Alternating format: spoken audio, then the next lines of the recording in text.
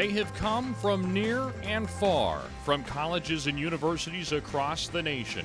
64 teams, more than 600 student athletes, all have traded their campus for another, the USTA National Campus.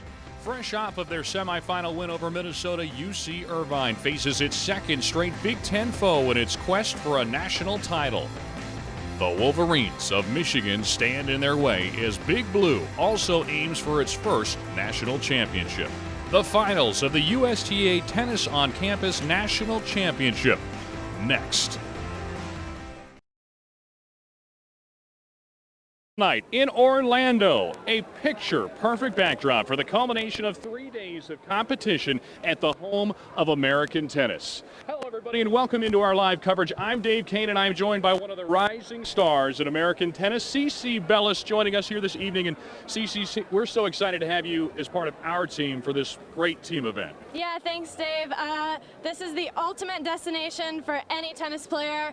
Tonight, mix the college environment with the love of the game, and that's what USTA Tennis on Campus is all about. No question about that. And we will introduce you to the third member of our broadcast team here in just a couple of moments' time, as we'll be joined by Bernie Gunther, who will be roving the sidelines. He'll be in the stands talking to fans. But before we do that, let's introduce you to our two teams who are competing in the finals here tonight. Let's send it off now to public address announcer, our announcer, David Peters.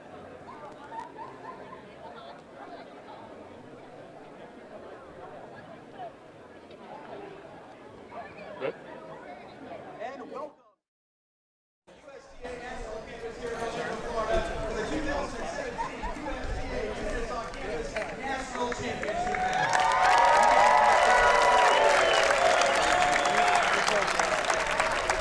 Two days ago, we started with 64 of the nation's top club teams, and now we're down to the final two, competing for the right to call themselves national champions. Let's first meet our championship match staff, so please welcome to the court our official ball kens for tonight's match. Come on out. Okay.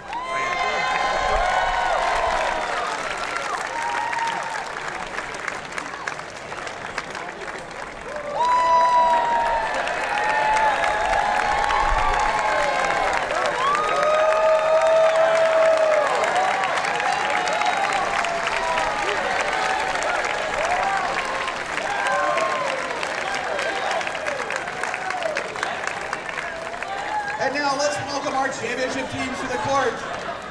First, the University of Michigan Wolverines.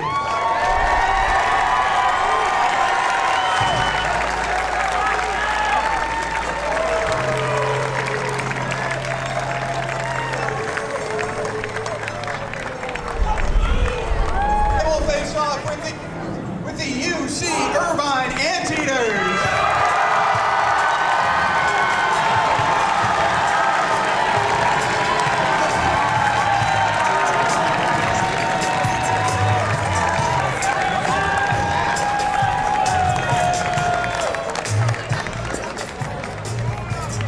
All right, let's take a moment to meet our championship match players. First, for the visiting team on the scoreboard tonight, and those are the Michigan Wolverines. A senior from Franklin, Michigan, Alex Rushkin. A junior from Bloomfield Hills, Michigan, Carrie Hughes. A freshman from Novi, Michigan, Kaushik Kundapi. A junior from Los Angeles, California, Max Ruffman.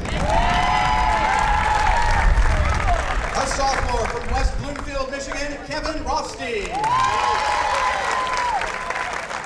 A senior from Bogota, Colombia, Laura Ukrostaya. And a freshman from Canton, Michigan, Chelsea Yu. Those are your Michigan Wolverines. And now for the home team on the scoreboard tonight, UC Irvine, the Anteaters. A junior from Cerritos, California, Gabriel Cupino. A freshman from Dublin, California, Andy Francis. A junior from Fountain Valley, California, Winston No. A senior from Santa Ana, California, Melissa Wang. A A junior from Irvine, California, Jennifer Leon. A junior from Sacramento, California, Tommy Liu. A freshman from Costa de Casa, California, Caitlin Nguyen. A junior from Chino Hills, California, Kiana Paichenpeng. A sophomore from Kanagawa, Japan, Yoshino Tashimitsu.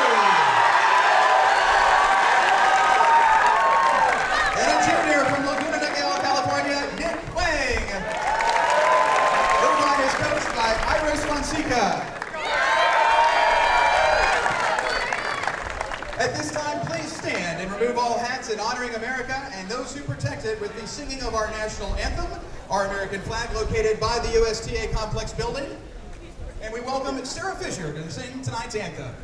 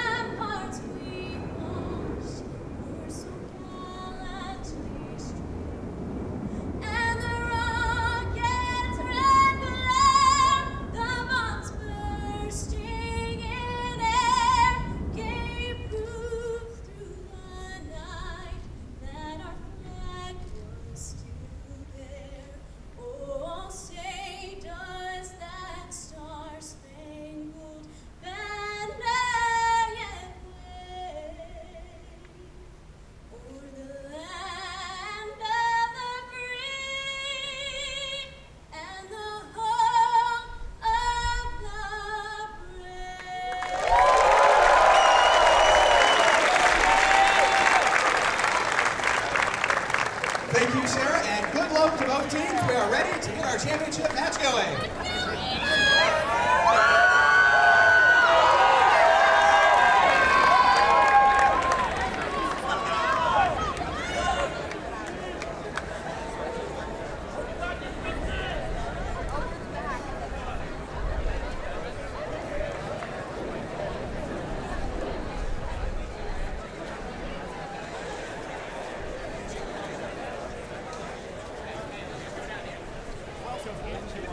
Coverage here of tennis on campus. All right, I can't hear myself as an FYI. The USTA, WTT, and NERSA encourage and This is promote USTA's sportsmanship by Tennis student on athletes, Campus. coaches, We're and glad to have you with us here as we start things up from Orlando, Florida, or more specifically Lake Nona, Florida, here on the USTA National Tennis Campus, alongside Cici Bellis here this evening. We come to you from blusty Lake Nona. And Cici, great to see you here tonight. And I tell you played in a lot of different conditions as we see this national championship match get underway between Michigan and UC Irvine, both playing for their first national championship in tennis on campus in their program's history. You wonder, all the atmosphere, all the fans that are here tonight, the wind, mentioned the blustery conditions, how much does it change what these players have been a part of 5 matches leading up to this final match in this championship match here tonight? Well, I think the wind is definitely going to be a bit of a factor, but they've played enough matches here, so I think they'll be used to it. And yeah, none of them have either won a championship, so I think it's going to be a good opportunity for them and just to enjoy it and have a lot of fun out here. That's such a big part of this format, though. Tennis on campus, it's an interesting component to the game of tennis because there are so many different levels. Whether you're playing at the high school level, you're playing junior tennis, you're playing the college level, or in your case, professional tennis, as you've newly entered into that foray. But this is different. It's unique in that it is a lot about fun, but make no mistake, these are 2 very competitive teams that want to hoist that championship trophy. But it's one of the great parts of this event in so many ways. We got a feel from that just talking to them earlier today. Yeah, we did, and I think they definitely enjoy it, but they're for sure ready for tonight, and I think it'll be really interesting to see who comes out on top winning. Yeah, the camaraderie is such a big part of this thing, as we'll see here throughout this tonight. These teams, they treat each other as though they're family. I mean, I think that becomes the reality. Most of these teams have played together for a long time. In Michigan's case, they only have 2 newcomers to their team from a season ago when they finished in the top 10. But again, they want to finish on the top here tonight. So let's run down how this all plays out. If you're not familiar with the format, it's World Team Tennis. Have you played in World Team Tennis prior? I have not yet. So I'll explain this to you as well as we go into this thing. It's because it is unique in that it's a cumulative aggregate score. At the end of 5 collective sets, the winner will be the one that has the most games won. So in other words, if you win the first set, well, it's nice that you won the first set, but score does matter. We'll start with women's doubles. We'll move on to women's singles, and then we'll get into men's doubles and men's singles, and then you ended up with mixed doubles. And that's where it really gets interesting because, and we'll get into this as we get closer, because this is how it played out last season in the championship match when it was Auburn that hoisted their first championship trophy. But at that juncture, if the team that wins the mixed doubles set has the highest score, well, they'll be the winner. Now, however, if the team that wins that mixed doubles set is not the team with the highest score, they'll continue to have an opportunity to win games and ultimately tie to force the super tiebreak. Now, I know that's a lot to digest, so we won't get into all of that right now, but just know this, every game matters, and it also comes down to no deuces. Ultimately, it comes down to a game point. Once you hit that 40-all, the deuce, as it were, in traditional tennis, and it's win by 1. There will be no 7-5 wins in sets. So in other words, if teams are tied at 5 games apiece, the first one to win that next, we'll call it a simplified tiebreak, which basically amounts to the first team to score 5 points in that tiebreak, will win 6-5 that set, and then you will move on to the ensuing set. So a lot of backdrop coming into this thing, but let's get down to the simple part of this thing. Sometimes it's just about, well, handling pressure. And at this point in the process, yeah, you've played 5 matches, but you haven't played 5 matches in front of a crowd like this. You haven't played 5 matches with Cici Bellis calling your game here on television as well, your match. It does change things a bit, doesn't it? I think so, and I think they're going to definitely handle it really well. They've got a great team of support behind them, and I think they're really going to enjoy it out here tonight. So for UC Irvine, how did they get here? Well, they took down Minnesota, the Minnesota Golden Gophers. They're going to try to take down their second Big Ten opponent already today. On the other side of the ledger, it is the Michigan Wolverines. They come into this match on the heels of winning earlier today, taking down UCLA. It was a tight contest for UC Irvine as they took down Minnesota. Ultimately, that went down to a late score. It was the mixed doubles match that ultimately decided it, that final set of this 5-set process. So while these teams are getting warmed up, we are happy to have you with us here tonight, as this is the 18th annual Tennis on Campus National Championship. We're coming to you from Lake Nona here. Mentioned it's the National Campus, or I should say the national headquarters here for the USTA now. Moved here in January. You moved here in January as well to be a part of this, for part of your training as well. What makes this place special? Well, I think it has everything a tennis player could possibly need, from every surface you want to the fitness that's been incredible. So I think it's just the best place you could be for training. What specifically, I mean, we're talking 100 courts here. So is that a difference maker? I mean, like, give me some of the details that set it apart from other places you've been. Well, I used to train by myself at home in California, so it's definitely a lot different here. There's people around at all times. You're not training alone. You feel like you have a really good support team behind you. So it's been really great for me to feel like I'm really part of a team here. 64 acres of land, 100 fully lit tennis courts, collegiate tennis hub, home to the UCF varsity teams as well. So a lot going on here throughout the year, and right now this is, as I understand it, one of the biggest events they've had here in their short time, but there will be a lot of these types of events here. Last year we were in Cary, North Carolina, where it was a fantastic matchup between North Carolina and Auburn. If this year is anything like what we saw last year, we're going to be in for quite a show here, although it looks like we won't be quite as cold. Things were getting awfully frigid by the end of that match.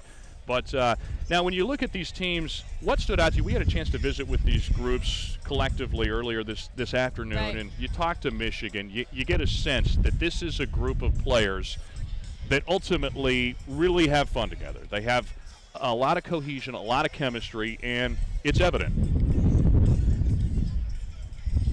Yeah, I think they had a lot of good chemistry on the team. They all seem to be really close friends, and a few of them even knew each other before they even started playing on this club team. So it's really good to see such a great team from both.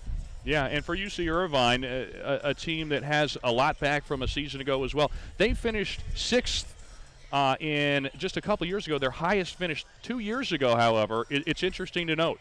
These two teams did play against one another. It was in the consolation round.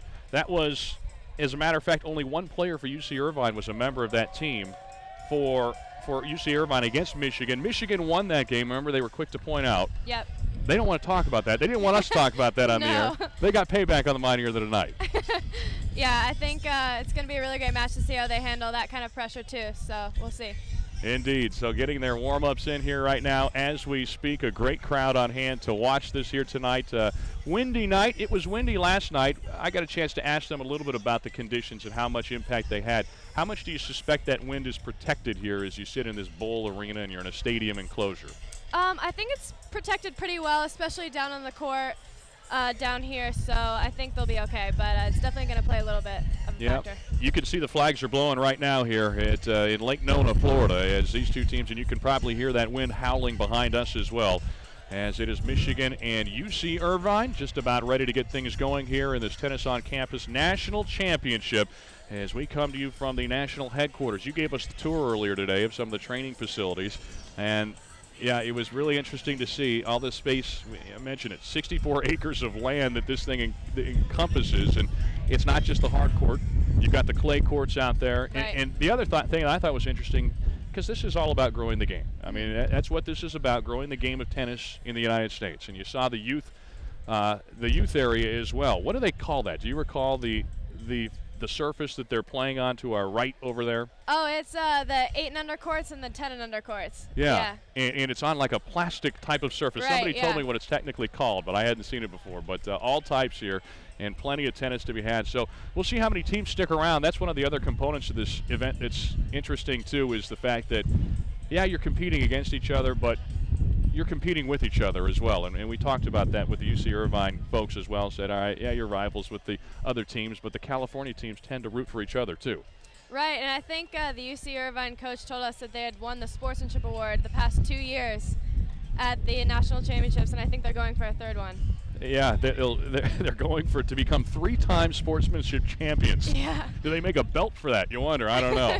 the defending champs. But and the sportsmanship component is a big piece of this puzzle here. And actually, it's interesting to note that as I was talking with some of the officials here today, they said that you can speak with some of our umpires and the folks that are a part of this. And we do have a chair umpire here for this game, for this match here tonight, and that's Jason Pardon. He's an umpire. Actually had played World Team Tennis previously, but those folks will tell you that they don't see much better sportsmanship in the game of tennis than they do at this event. There's something about it, and I think the fact of the matter is it's about having fun. It's not about trying to play for money. It's not about trying to play for a scholarship, not about trying to play for rankings. This is for love of the game.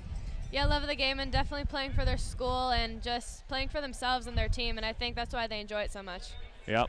Part of the other component, too, from these players' standpoint is some of these folks won't be playing. They won't ever have a chance to play in a competitive format like this again. So knowing that the writing is on the wall, life is short, one last opportunity, and we're just about ready to start things up. It is Michigan and it is UC Irvine here for this Tennis on Campus National Championship. It is, again, a World Tennis team format here going tonight from Orlando, Florida, so every game matters. Other notes I should pass along as it relates to the rules that make this different and unique from other tennis is the fact that there are substitutions in this format. Have you ever been subbed out in a tennis match? I have never.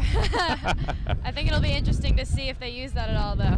Yeah, we saw it earlier today, as a matter of fact. For Michigan, in fact, they were a part of a match where their men's singles player, it was Kaushik Kundapi, who was taken out of the game because he tweaked his knee. Didn't feel like he was able to stay in there. So in this type of a format, you actually have the opportunity to swap them out. You can see what we're talking about. Michigan's players not afraid to have a good time out there as they exchange their high fives. And we get these sheets that tell us a little about some of their superstitions and traditions that they do. Yep. There's some interesting stuff on there, and a lot of it had to do with things like what you just saw there. High fives, signature moves as you come out onto the court. So here we go. Just about ready to start things up. UC Irvine will be serving first as our first serve is in the net, and here we go.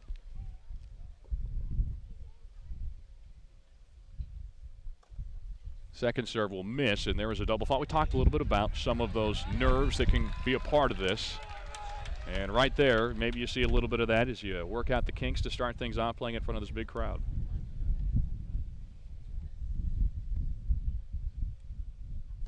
Huang's first serve this time just goes in, and the return just a bit outside.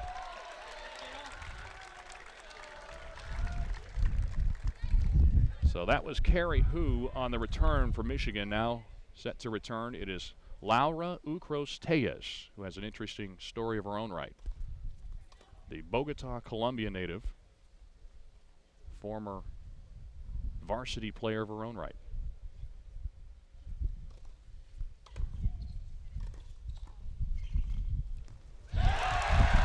Good rally there, a little bit of net play, but we were just talking about Laura Ucros-Tellez from Bogota. She played for the Michigan varsity team, injured her knee.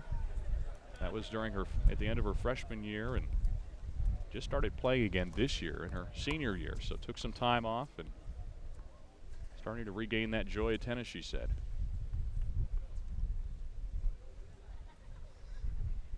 At 30-15. Nice put away at the net right there.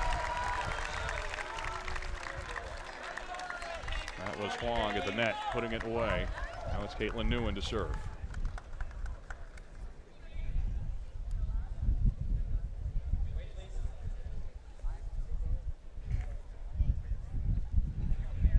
Ball boys, a rare luxury. Yeah, very cool. Both teams expressed some excitement about that fact.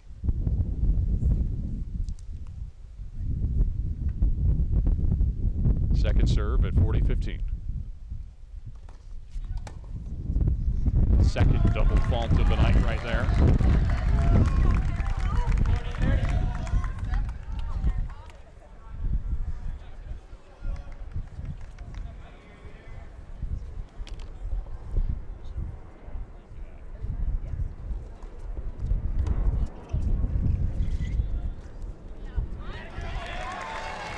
And here we go to what will ultimately be a game point.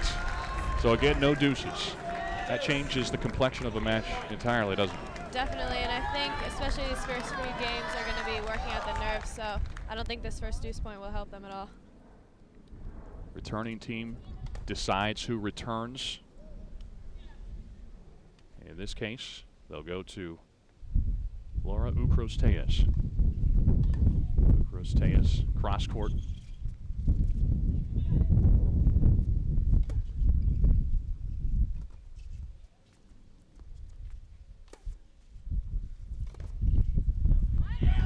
And that ball sails long, and how about that? Michigan goes down 40-15, wins 3 straight points. Breaking serve to take the lead early on. So what are you seeing early on here? What is behind some of these errant shots? Is it more nerves? Is it more wind? What do you think? I think it's a little bit of both, and I think they're probably a little bit nervous since there's a lot of people out here watching, and I think it'll get better as the games keep going on. Maybe even this game. So here's Laura Ucros-Tellez serving where their team ahead 1-love. Just underway in this World Team Tennis format. Big serve out of the gates.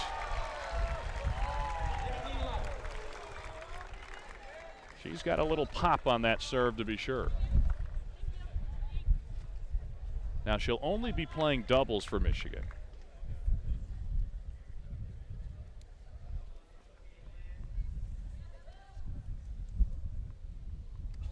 Serving 15-love.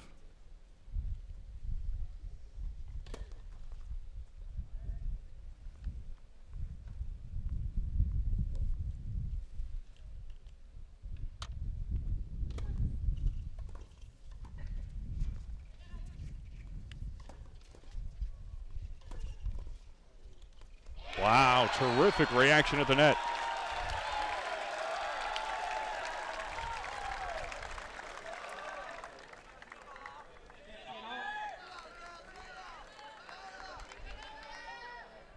So now to return, it is Caitlin Newen.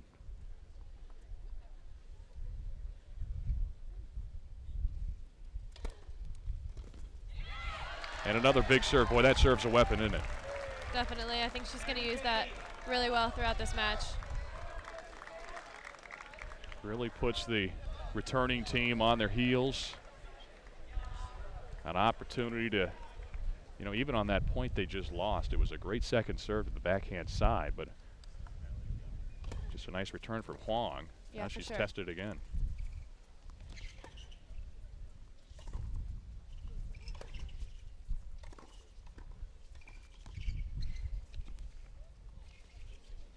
More great reactions at the net. Wow. Yeah, that was a great point. I think she was really tested at the net there with those reactions, like you said, but yeah, that was a really great lob at the end there. So Carrie Hu getting it done at the net, and now setting up 40-15. Now we'll see if UC Irvine can repay the favor. Last time Michigan battled back from 40-15. 1 point back right there. It was a great return.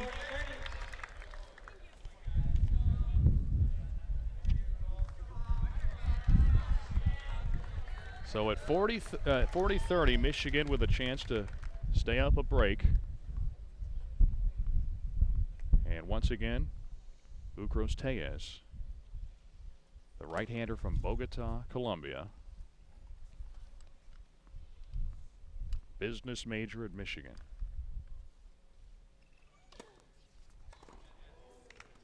Serve was long, so here we go. Deuce again. Another game point. UC Irvine can determine who returns serve. You saw a little bit of deliberation right there between Huang and Newen. And ultimately they're going to decide on Huang to return to the ad court.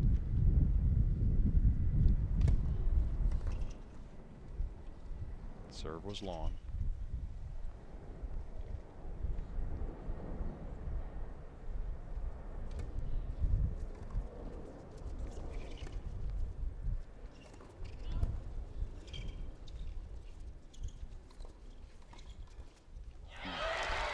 More aggressive net play up front for Michigan as Carrie Hu finishes the job. And, you know, it really is interesting when we talk about how this has played out.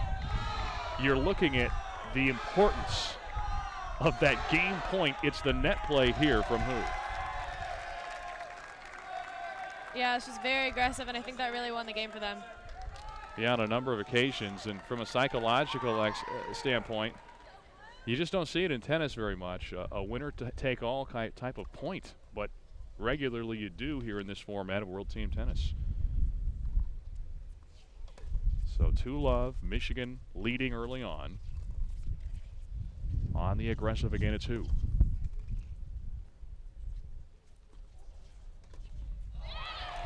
Great angle there used by Bucros Tellez to put it away. Carrie Hu, very smart player. When we talked with the teams earlier today, she was the first to admit not necessarily a conventionally great tennis player when you look at it, but she can sneak up on you. And she in fact won her match earlier today, her set 6-0 in her singles set earlier this afternoon. Yeah, it looks like she's very consistent, doesn't miss much, but also is pretty aggressive, so it's definitely a tough player to play against. Right now, Michigan is taking the aggression to UC Irvine early in this match, making the bigger plays. And now Huang serving down love 30.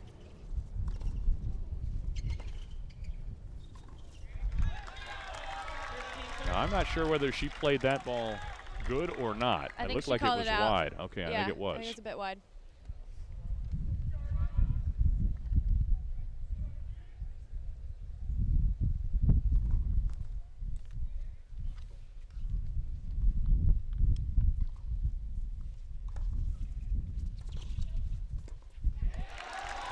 So battling back, Huang pulls her team even at 30 all here in this important game. Look, every game's important at this juncture, but for UC Irvine, they just need something positive to happen. Yeah, and I think that's a good start for them for sure.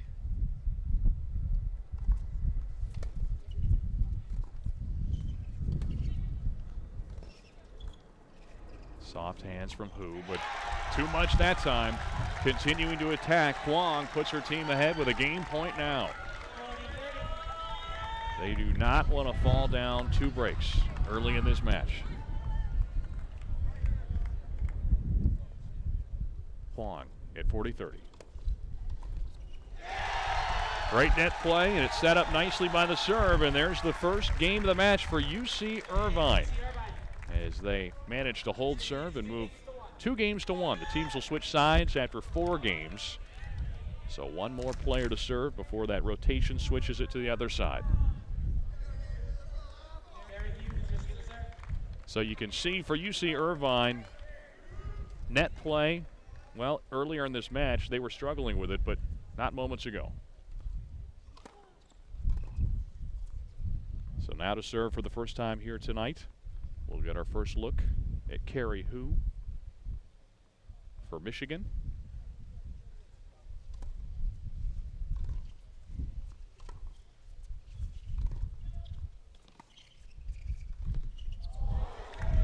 Well, there was an opportunity that was missed.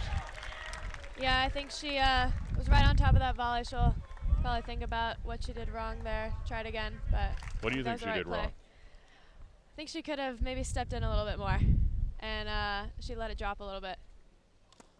But I think with the wind, that was a little bit tough too. Yeah, the wind changes things, especially for those slow arriving shots. Definitely.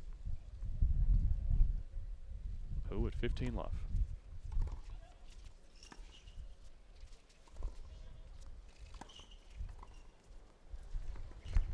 Nice recovery there. That was great.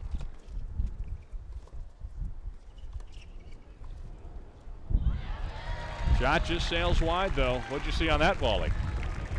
Well, I think that was really good defense from Michigan at that point, and I think that's what really forced UC Irvine to miss that volley. Yep, just keeping the point alive. Live to see another day, and after it all comes to a close, you've got that point now. You're up 30 love and kind of in position to go for the kill, at least in this game. Good serve there from Hu. That was a great serve. How does it change your mentality when you do have a lead at 30 love, 40 love when you're serving? How does it change what you're able to do and attempt to do on serve? Well, I think you can definitely go for a little bit more. I think that's what Michigan did there, and it really paid off. Big serve from Hu. That one just a little bit off.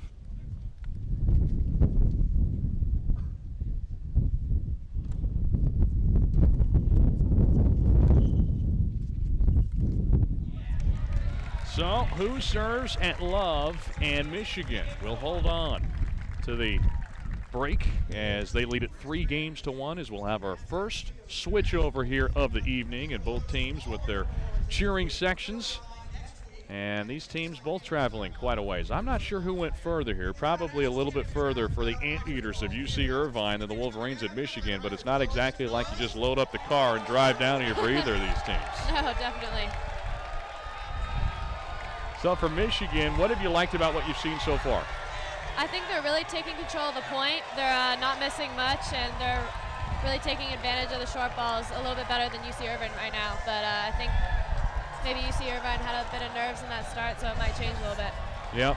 Laura Ucros-Tellez plays on both doubles teams, typically both mixed and in the women's doubles side of things, so we will likely see both of these two later in the match. For Michigan is also Carrie Hu has been playing singles mostly as well this season for Michigan, and she's got that ability to do some things and be a little deceptive. Again, mentioned she won at love, and you see the planes taking off. That's one of the other things about this event and this location here. Almost a little feel of the U.S. Open with those planes flying high overhead here from Lake Nona, Florida on a beautiful evening. High clouds, breeze maybe slowing down a little bit, but it's still a factor right now.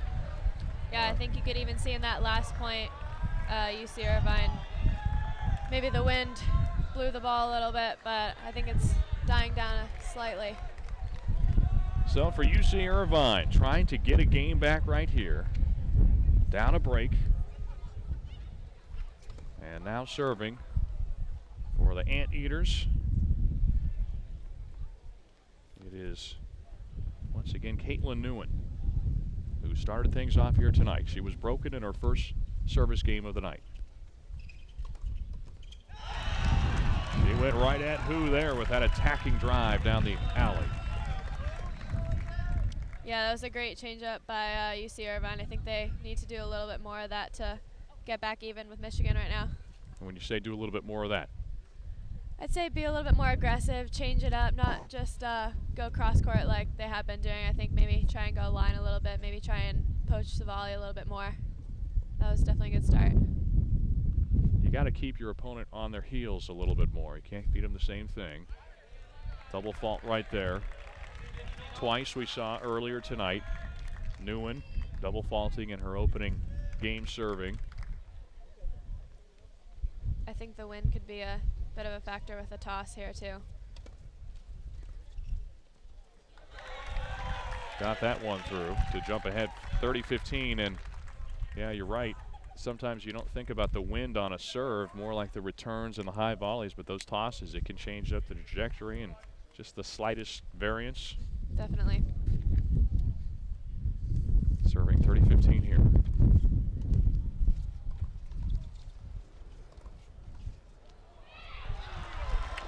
Well, that play, on that attempt at the poach for Huang, it was a little bit premature. She just jumped a little bit early. She timed it right, she would have had a chance to really kind of put her team in position, but a little bit off on the timing. You put her behind the 8 ball, but making up for it here with a hard drive at Hu again at the net.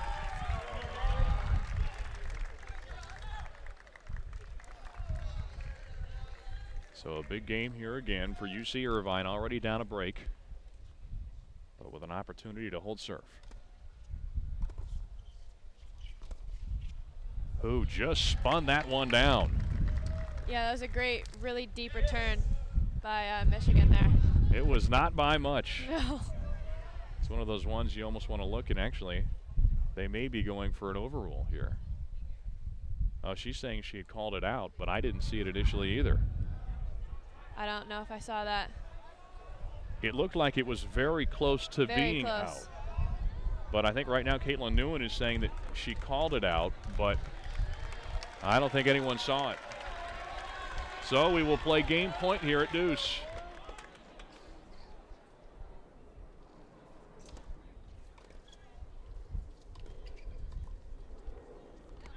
Just a little bit too far.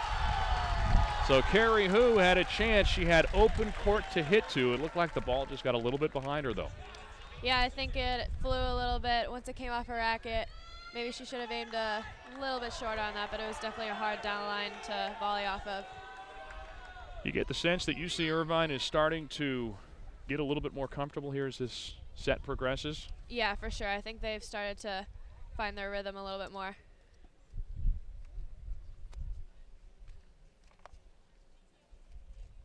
So as we sit, 3-2, Michigan will go back on serve. Again, serving up a break. First of 5 sets we'll be watching here tonight. Michigan, UC Irvine playing for the National Championship of USTA's tennis on campus here in Lake Nona, Florida tonight.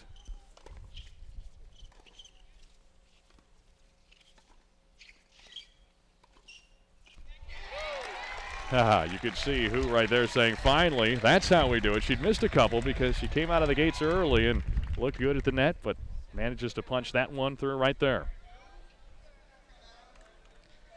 Again with that big serve, and also a good second shot after that, and then got her partner ready to poach at the net there. That was really good. So at 15 love, Hu's starting to feel it now. Carrie Hu getting it done at the net on back-to-back points. She's been a difference maker when she's been up to it at the net. Missed some volleys I'm sure she'd like to have back at points, but when she's been right, it's been a difference. Now the serve from Ukros Tellez, 30-love. They do replay lets in this format, by the way. Unlike many facets of the game today, college tennis being one. She double faults right here to make it 30-15. Where are you on that rule? I play lets. Do you prefer that rule? I think so. I think it's tough to not play lets and have to, you know, kind of react very quickly. Yeah. Take some fluke out of the game, so to speak, a little bit. Oh, for sure. Play that. There's Hu coming through again with a big fist pump. If you think these two bring the fire, wait till the men get playing. We're told that the energy and the spirit factor is quite pronounced with the men for the Wolverines. That's definitely what they were telling us earlier. Two good buddies. We'll tell you more about that later on, but here's 40-15 in the women's portion of our national championship for USTA Tennis on Campus. Ukros Tellez sails that one long, and seems like every time one of these teams has been up 40-15, they haven't quite been able to do it the easy way, making things a little more interesting than they'd like.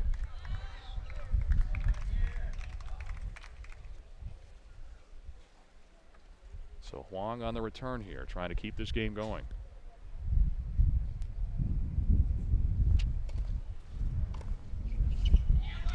Couldn't get that one to fall, and Michigan once again holds serve. The Wolverines continuing to get it done on their side of things. We've had one service break so far tonight.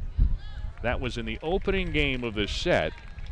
Since then, UC Irvine has held serve twice, Michigan 4 times, and now UC Irvine trying to keep things close here in this first set of the night. Melissa Huang to serve now. Senior out of Santa Ana, California. What did she call her serve? An off-speed serve when we talked to her earlier today? I think so. I think they said it was a bit of a secret weapon. Yeah. Or maybe I said that. I think I tried to force that, and they may have said, but. Yeah. She has one of those serves, those tosses, though, that goes high into the air and might be susceptible a little more to that wind, you would think. Yeah, I think so, too.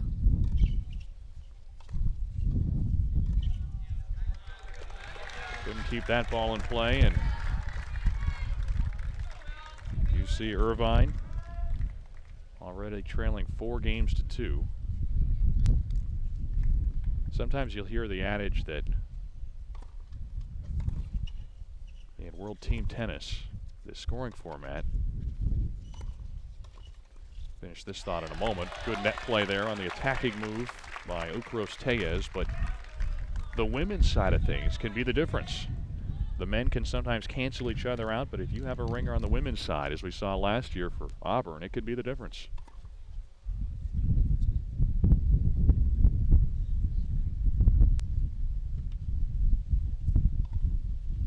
And 30 love. I should say love 30. So they get one there. Hanging around, UC Irvine. Seems like they've kind of been on their heels for most of this set, but still only down 1 break.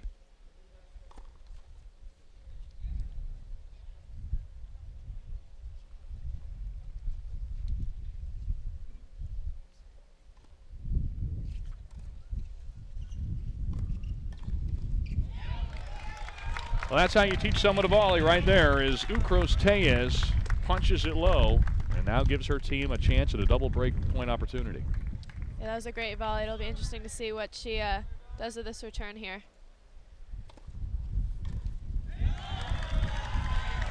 Something about 40-15. Teams just have not been able to punch it through. So second life for UC Irvine. They fend off 1 break point. Now serving 30-40.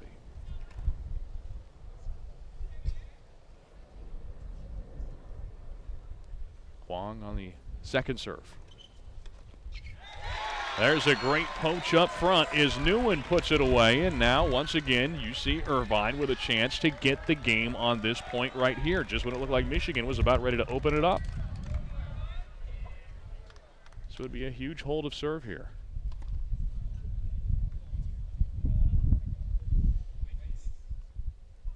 It's a return again.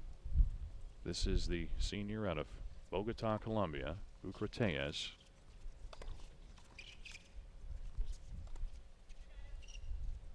High top spin lob, hangs in there. Putting that one over who? Had a chance, couldn't keep the point going though right there as Caitlin Nguyen's shot misses into the net, and there is a big break for Michigan. So Michigan now can serve this set out right here at 5-2. The competing factions of fans here shouting across at each other, cheering "Go Blue."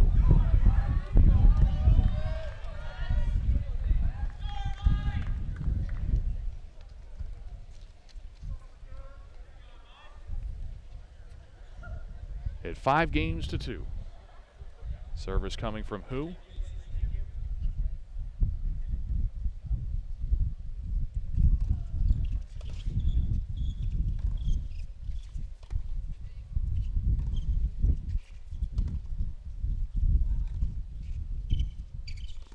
Boy, that was a great lob. That was really good. Just when you think that thing's going to spin out of there, or sail out of there, the spin brings it right down. Drops right in. I think it's been a really good start for Michigan so far with shots like that. The voice you're hearing, that of Cici Bellis, American tennis prodigy, we'll call you. Is that fair? I don't know about that.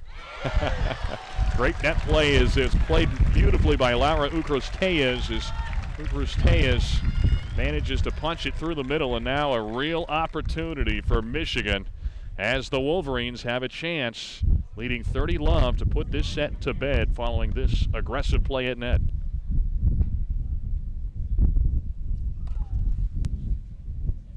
We saw the cheerleading from Boo right there. Yeah. I promise you, Ucrateas was fantastic at 30-love. And she is again. Again. Terrific poach across the middle to put Michigan now into a position where they have triple set point in this opening set of the USTA Tennis on Campus National Championship here from Orlando, Florida.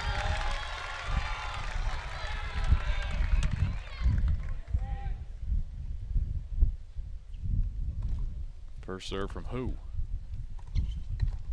Oh, there was some nice net play. Swooping in across the middle, Caitlin Nguyen, rather. So you see Irvine not ready to go away just yet here in this women's doubles opening set. Set 1 of 5. Who at 40-15? Carey, who will indeed be playing singles following the conclusion of this set. Great lob again to the backhand side. That's a tough ball to handle, isn't it? Oh, definitely. That was such a great lob. A little bit on the defense, too, and that was a really, really, really good start for Michigan. So Michigan taking control early on in this matchup. It's a 6-2 win on the women's side of things as the Wolverines taking set 1 of 5.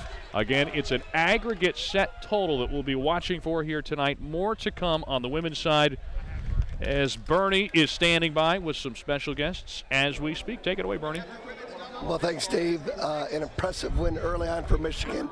Your boys, Max and Alex, are going to have a chance to be a part of this national championship in a moment. What is it like to have your sons now, student athletes, back on the court competing? It's a great feeling to see them continue to play tennis through college and to create the kinds of relationships they've created on this team. It's just a great format. And you take a look at the relationship that your two sons have forged. They never met one another until they played and stepped forward on the Tennis on Campus program. That's got to be pretty special. It is. I mean, they're like brothers. They know each other. They know how they're all going to react. And just very excited to see them play so well and at such a high level. It's very exciting. And your first impression here at the National Campus, just getting a chance to play tennis at the state-of-the-art facility, it's really impressive, isn't it? It's a great facility, beautifully run. The tournament's been run great and well organized, and everyone's just having a great time. And the special thing is, at the end of the night, your sons could very well be national champions. that would be a dream come true for these guys. They've really been planning on just trying to get as far as they could this year, and it's very exciting for them. We're couldn't be more pleased. Well, Michigan takes the first set. Stay with us. Our coverage of the USTA Tennis on Campus National Championship continues after this.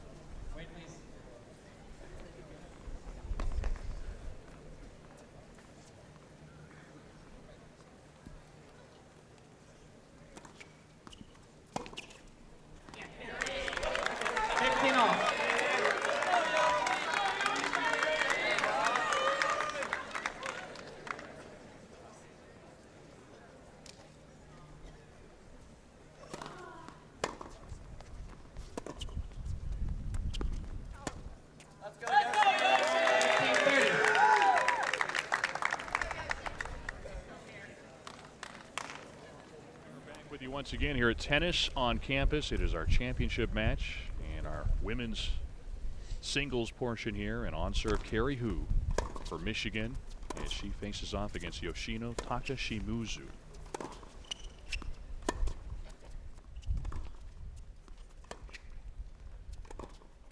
Baseline rally at 30-15, and Hu, I should say 15-30, now 30-all, battling her way back. I think they actually called a let. Oh, because of the noise. Because of the noise, yep. Well, there's a break for UC Irvine.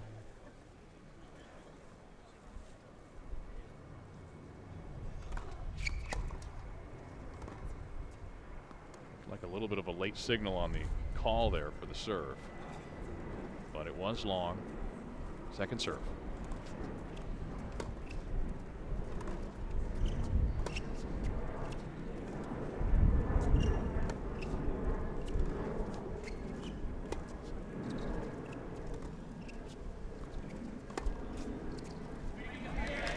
That's the kind of point that we had heard Carrie Hu likes to play. Likes to get you into those grinding long points. A little bit of the off-speed stuff we were just talking about earlier from Melissa Huang. Yeah, I think that's definitely going to help her in the long run tonight.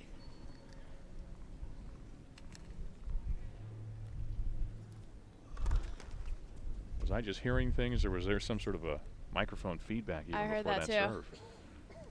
So some noise coming from the speakers here in our center court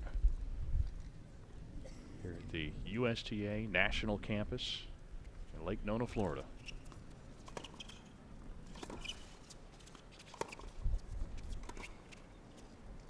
It's that defensive lob. She just digs her way out of trouble right there.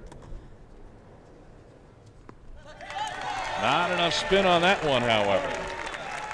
Yeah, I think not enough to make it drop in, but definitely the right play there. How frustrating is it, Cici, when you feel like you've made that big shot, you're in position to win the point, then somebody just gets a racket on it, pops it high into the air, buys time for them to get back to center court? Yeah, it's definitely frustrating, and I think that's just really good defense. So I think if Michigan can keep doing that, it'll help her overall. Break point here, however, early on for Takashimizu.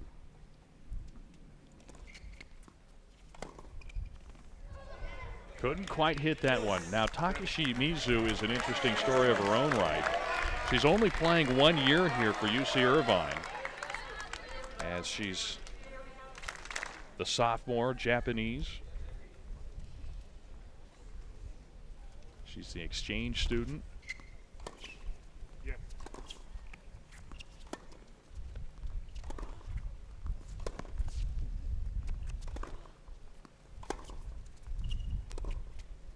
There's that defensive lob again, just changing the pace up.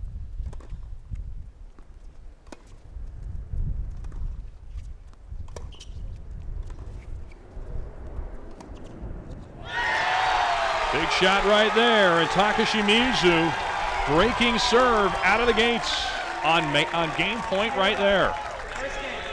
Yeah, to come out there on a game point and do that, that's really good. So good under pressure. So you see who wants to play the soft stuff, but Takashi Mizu says, enough of this. Yeah, I think she really stepped in awesome on that one, and it paid off well. Not always an easy thing to do either, is it, when you're changing the pace of a shot up the way she did there. For sure. Serving one love.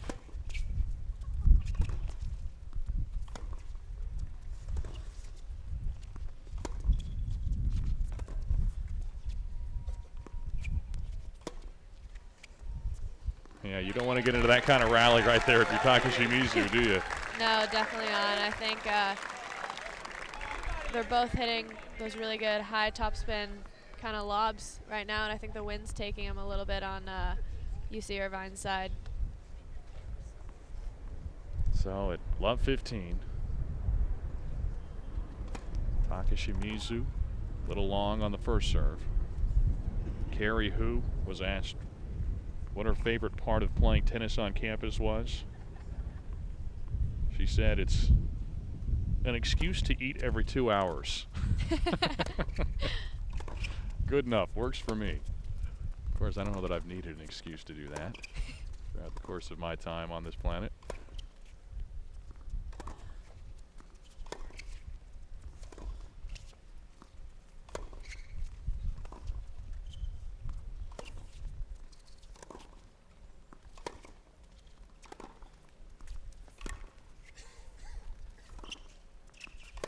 Extended rally here. Really good tennis. Who can have the patience? Another top spin lob there. Takashi Mizu answers with one of her own. And there's the finisher. Very good point. I think she really stepped in well on that one and starting to take advantage of the points early on here. Yoshino Takashi Mizu. I knew I wasn't going to get tangled up. I wasn't going to get through this whole thing unscathed on that one, but sure enough, tripped up here in game 2. 15 all now.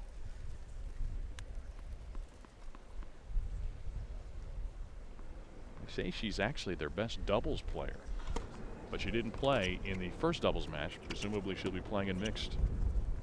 You're allowed to play 2 sets in this format.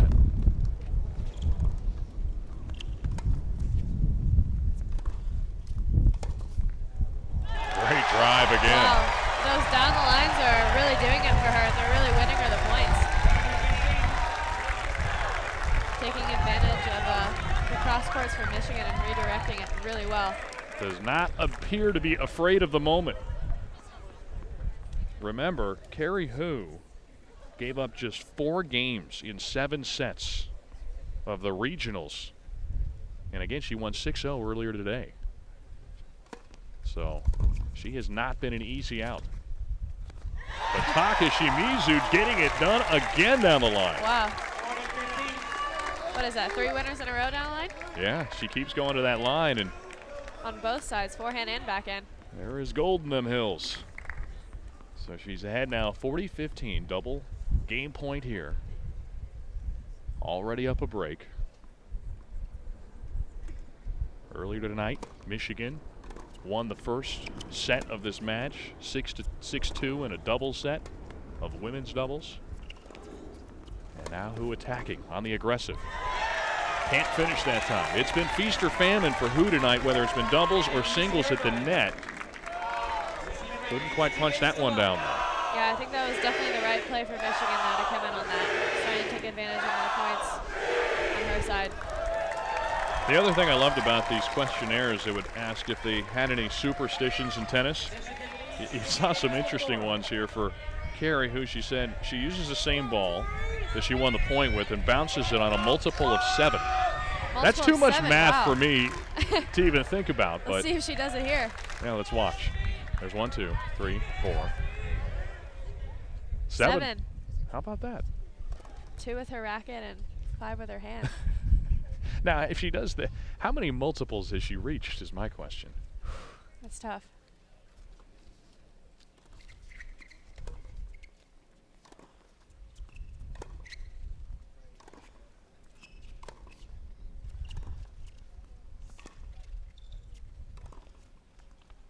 Going for that line shot. Couldn't quite hit it.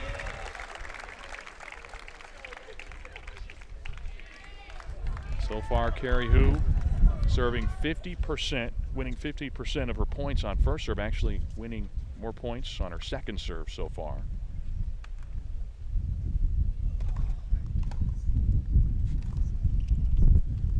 And suddenly picked up again. Yeah, a little gust there might have caused her to miss that one. We talked about the blustery conditions earlier in the evening when we just started out, and it actually had slowed down for quite some time, but all of a sudden a couple gusts, and here we go again at 15 all.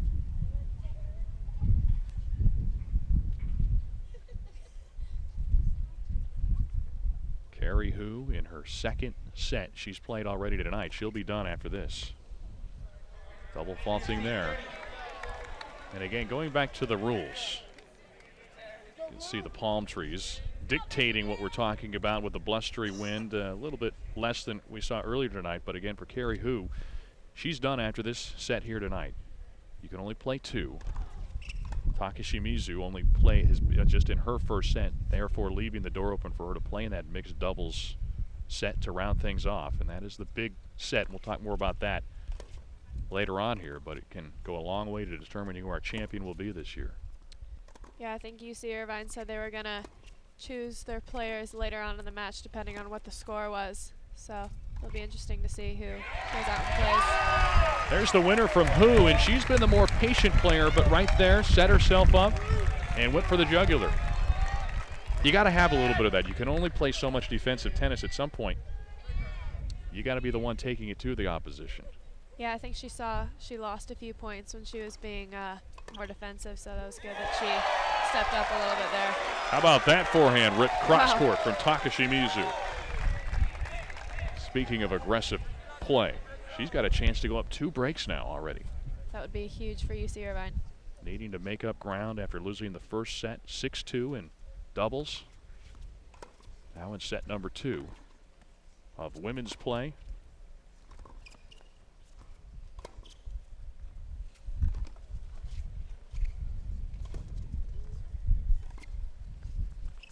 Going for the swinging volley there.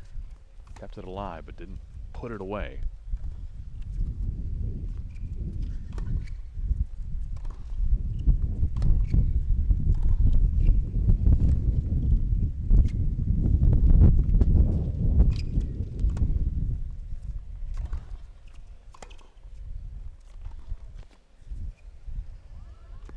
Just long.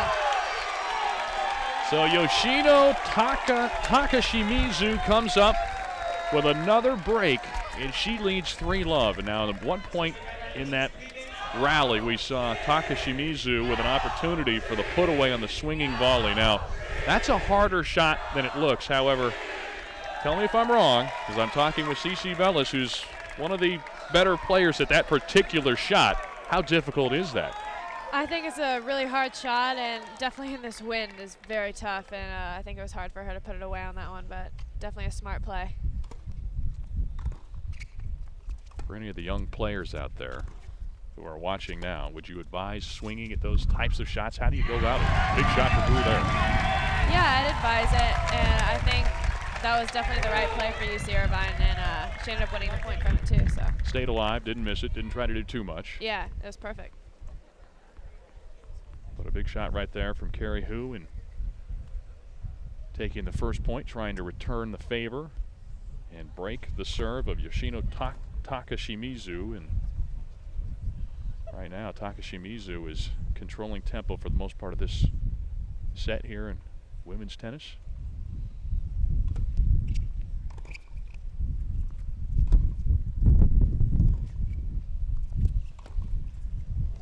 Another big winner. That one was cross court this time. She changed it up a little bit. We'd seen that on some of her service returns, but not as much in a rally. Right, yeah, no, that was really good. She used the angle of the short ball that she had and really directed it well back cross court. She has some power to her game. There's no disputing that fact. For sure.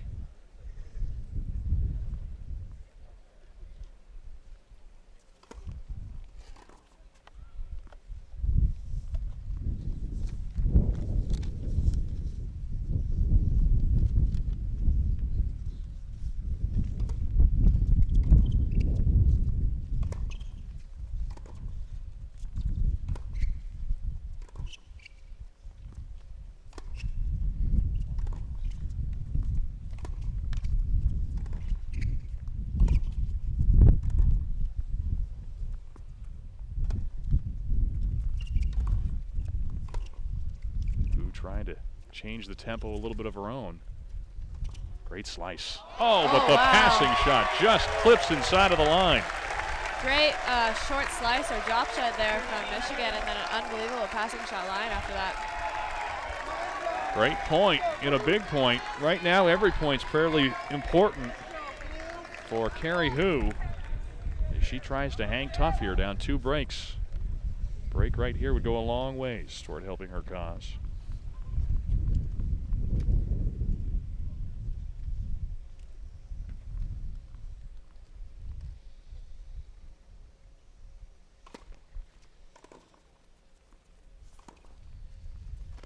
Boy, there's so much depth on that shot. Just difficult to even get a racket on it. Pace, for sure. Wow. Just too much for Hu there. You put your opponent really on their heels on that one shot. Yeah, and it really sets up the rest of the point for UC Irvine there. Mentioned the superstitions. We told you about Carrie Hu's superstition. Same question was posed to Yoshino Takashimizu, and her answer was a bit different. Tell you about that in a moment. 30 all. Couldn't quite clip it to the line that time going cross court. She was asked if she had any superstitions. She said, I don't have any tennis superstitions. She said, I just tell myself, I can do this. That's probably the best superstition you can have. Yeah, that's right. Very pragmatic in her approach. It's worked for her thus far, leading 3 games to none. Right now trying to stay alive and fend off another break point. Fend off a break point, I should say, here. 30-40.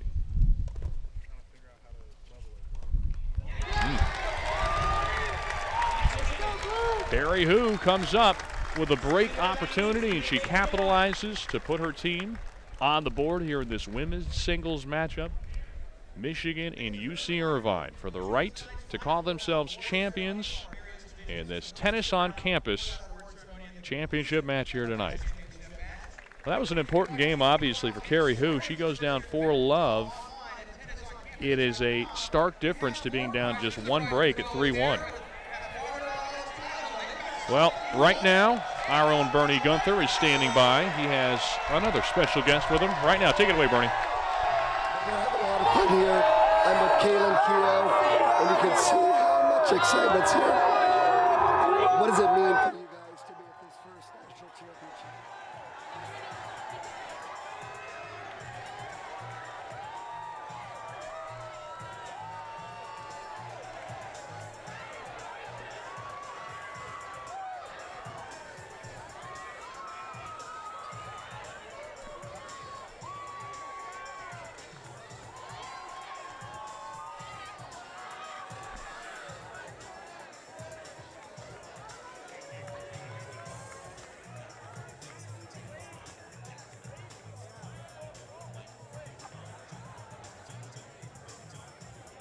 Florida. Glad to have you with us here tonight. It is the Tennis on Campus National Championship match. It is Dave Kane with you here tonight alongside my partner in crime here tonight, Cici Bellis.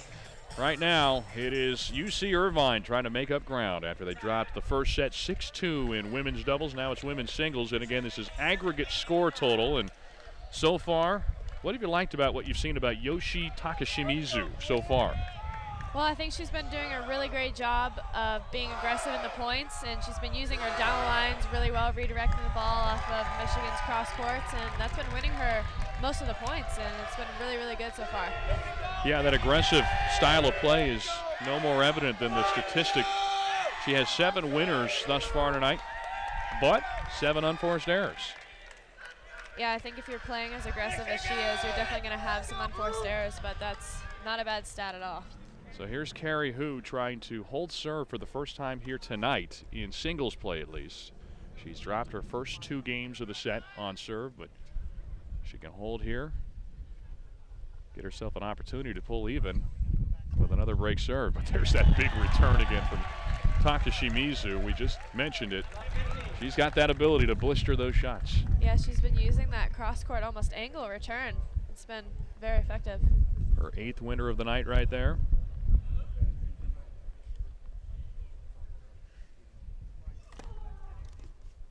Going for a big serve there, Hu.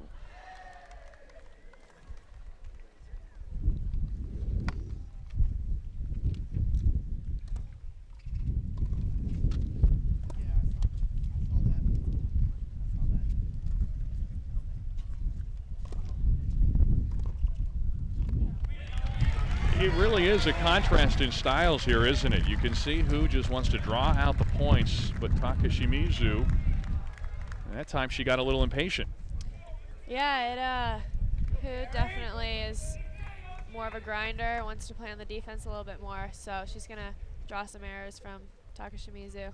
Yeah, that's the double-edged sword of being aggressive. So we said it. 8 winners, now 8 unforced errors. 1 already of each in this game for Taka Shimizu.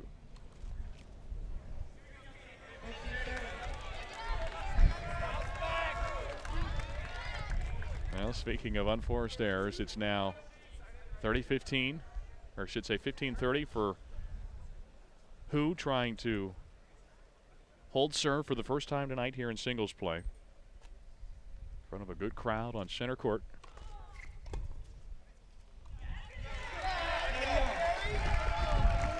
Pulling even there.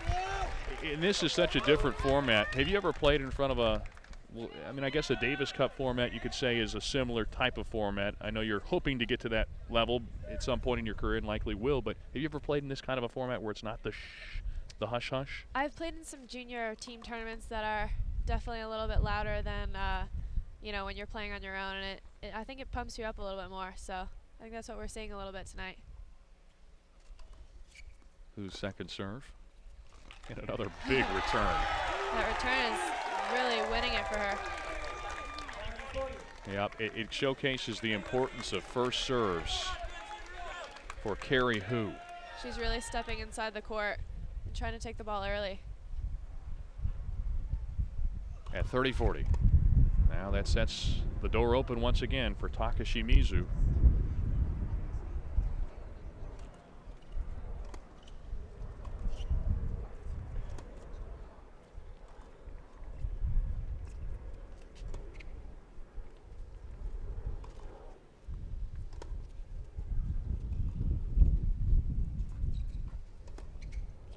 Going for the winner, coming up spades again. That down the line is just really working well for her tonight. So once again, another service break for Taka Shimizu. She leads 4-1 now. So I'm curious, you mentioned that you think it pumps you up as a player to have the cheering section a little bit more in a match like this. My question is, at what point do you get used to it? Does it at some point become white noise? I think if you play, you know, multiple matches, you know, weeks in a row like this, you get used to it more than obviously your first match. I think this final is probably a little bit more than what they've been used to in their previous rounds. The only game so far that Hu has won has been a broken serve thus far, and she takes the first game of this, or first point of this game now. Why do you suspect that is, that Carrie Hu is having more success on the return side of things, at least in this singles match? Well, I think it's because UC Irvine's really taking advantage of Hu's serve. And so she's been returning really well, too. It's more of a return kind of game right now than a serving game, I would say.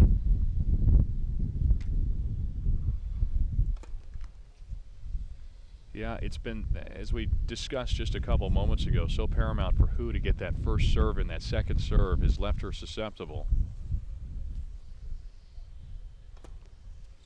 Now Taka Shimizu, we'll call that another unforced error, is the double fault. Yeah, I think serving in this wind is actually pretty tough, and I think that's why it's more of a return game right now. Yeah, interesting to note that really a complete contrast in styles between these two players. Completely different mindsets and approaches to this match here tonight, at least this set.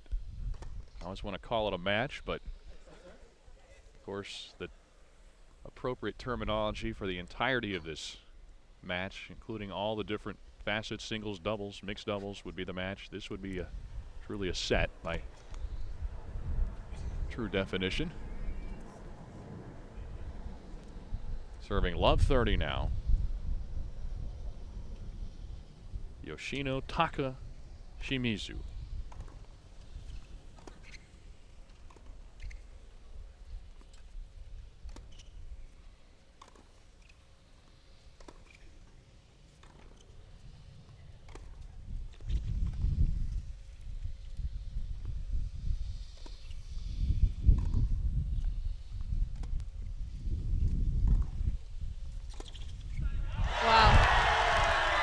Another great passing shot and another great down the line.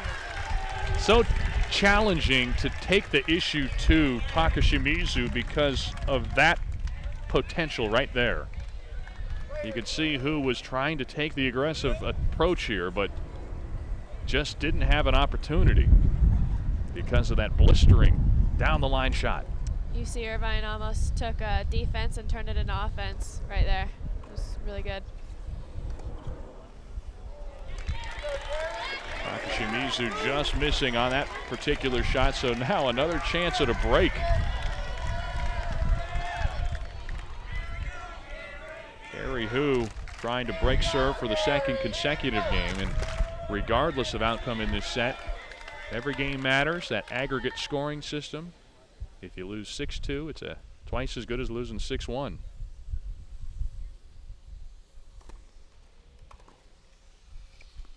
For the overall team effort. Yeah, you really have to focus on every game, and it really doesn't matter about the overall score of the set. Just try and win as many games as you can for your team. Yeah, you hear that cliche, sports cliche all the time, 1 point at a time, 1 game at a time. Exactly. Never more important than in this format.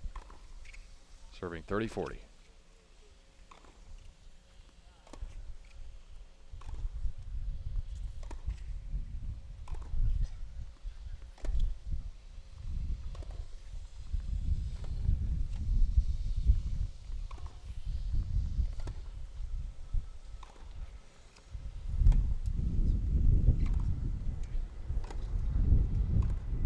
Longest point prior to this, 16 shots in this set between these two. We may surpass that here.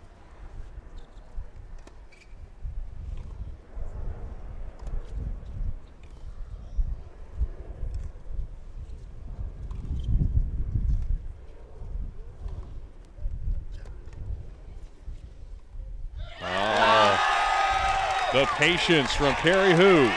That was unbelievable point. I think Carrie Hu really was on offense most of that point. I think that's why she won it and then ended up coming into the net.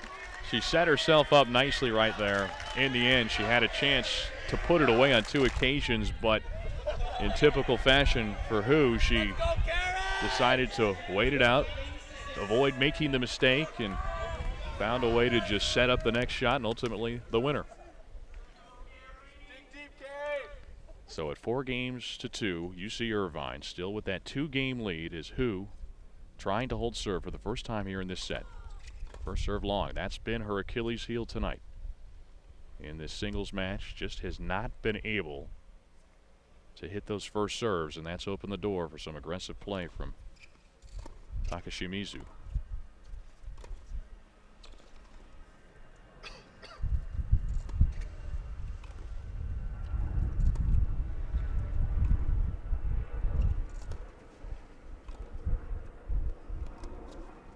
Another long point here.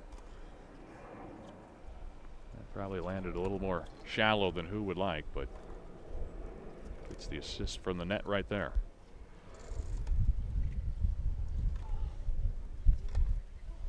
Wow. Who has the advantage in those long points, in those long rallies? I would actually say Michigan has the advantage. She's been really grinding those points out and winning them by a couple errors from UC Irvine, but I think the shorter points favor UC Irvine a little bit. So Carrie Hu, a hard-earned first point of this game. There's that big shot on the return again, and that was on a first serve. Yeah, she's really been doing that well tonight. Those are the type of shorter points that she wants to play, I think.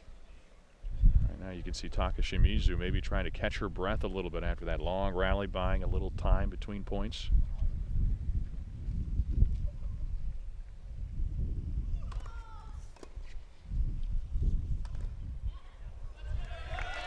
Slight mishit there, took it off.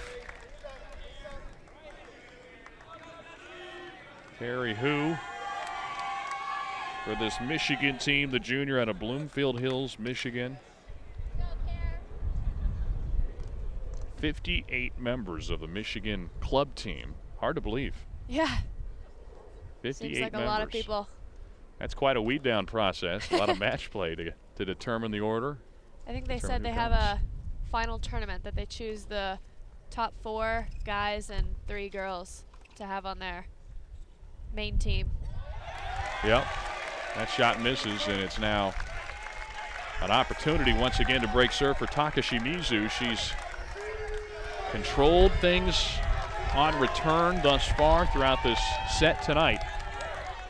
For Michigan, it really has become a family matter between this team. I mean, technically not by blood, but you can see these guys, they all know each other well. We'll dive more into that in a moment, but they've got some alums that have made the trip out here for this matchup here this weekend, and I think it was about four different players from previous teams came out here to cheer on their former teammates. Some of these bonds they form at this event. Very cool. Carry a lifetime. So now at 30-40.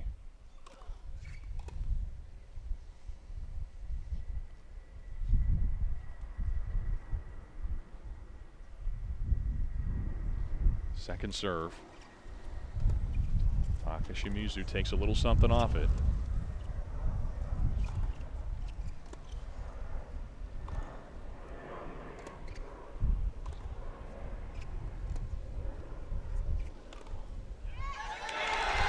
That time it was Carrie Hu trying to bring the pressure and bring the boom, but sails the shot out, and once again, Lisa Yoshino Takashimizu breaking serve.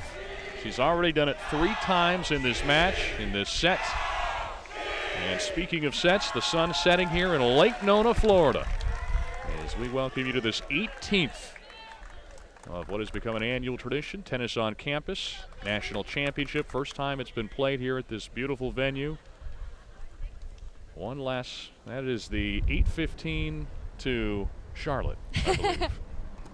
8:30 or 7:30. I'm a little ahead of myself here. Carrie Hu trying to put one by here, but Takashimizu blows that one by. That's that swinging volley. Yeah, that one really worked well for her, and she put that away on the first one this time. I remember when I was learning in tennis, my coach always said, do not swing at volleys. Something has changed. That just dates me, how old I am. It's become a big part of the game, hasn't it? Definitely. I think especially in women's tennis, girls are using it a lot more now. Why do you think that is? I think guys use the overhead a little bit more. They're more comfortable with that. Guys are more comfortable with hitting maybe a higher volley. Us girls like our ground strokes. Yeah. Our ground stroke swings a little bit more, I think. Create a little more power that way with the swing, for too. us, for sure.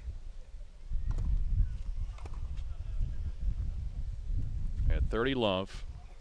Now, Yoshino Takashimizu is 2 points away from serving this set out here in women's singles. Following this, we'll have our men's doubles set.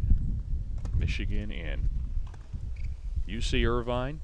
Things getting closer here. If she wins this, we'll be even in the overall tally.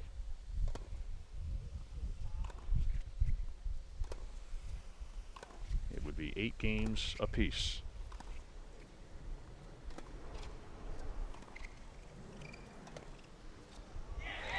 Not yet. Kind of makes these semi-lopsided sets a little more impactful when you look at the score and you realize that even if she loses this set, for Carrie Hu, if she can salvage a game here and break this serve, again, that goes to the total. For Michigan, they would hold on to a lead, although a bit of a slim lead, assuming Takashimizu is able to finish this set off. Yep, for sure.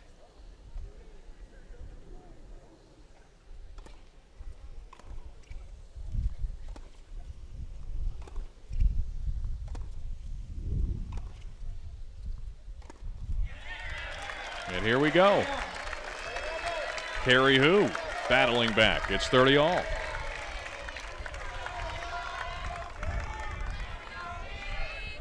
Lights overhead starting to have an impact as the lighting changes from dusk, moving on toward the evening hours. Temperature cooling off. We were low 80s to mid 80s throughout today. I don't think we'll reach quite the temperature drop that we did last year in Cary, North Carolina, but things will cool off here tonight with that sun going down, to be sure. Neither of us are wearing sleeves tonight. No, not sure if that was the right choice. I'm actually wearing sleeves for those that can't see us right now. Not long sleeves. Yeah. If it was radio, I would not be wearing sleeves. I jest, of course. At 30 all. Carrie Hu trying to dig her way out after falling behind 30 love here in this game and 5-2 in this set.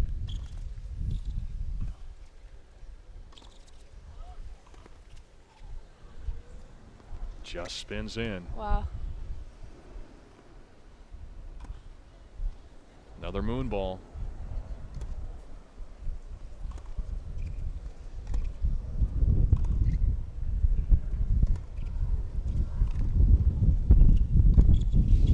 Oh. That down the line again. Hard fought point right there. I think UC Irvine caught Michigan a little bit on the footing. Yeah, behind her a little bit. Takashimizu just managing to put it right behind Carrie Hu, and a well-earned fist pump. She knows she's got a set point right in front of her now. That was a huge point.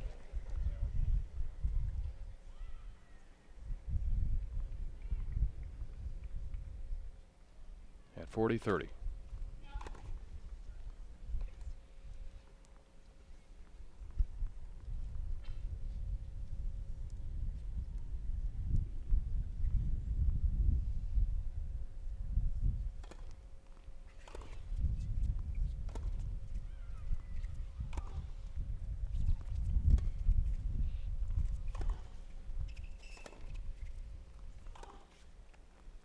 Just painted the line there.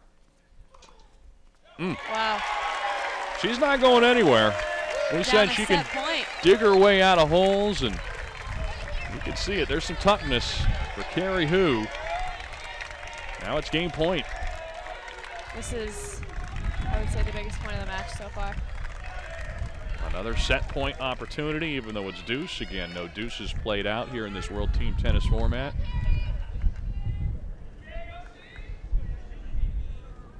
Serve to the ad court.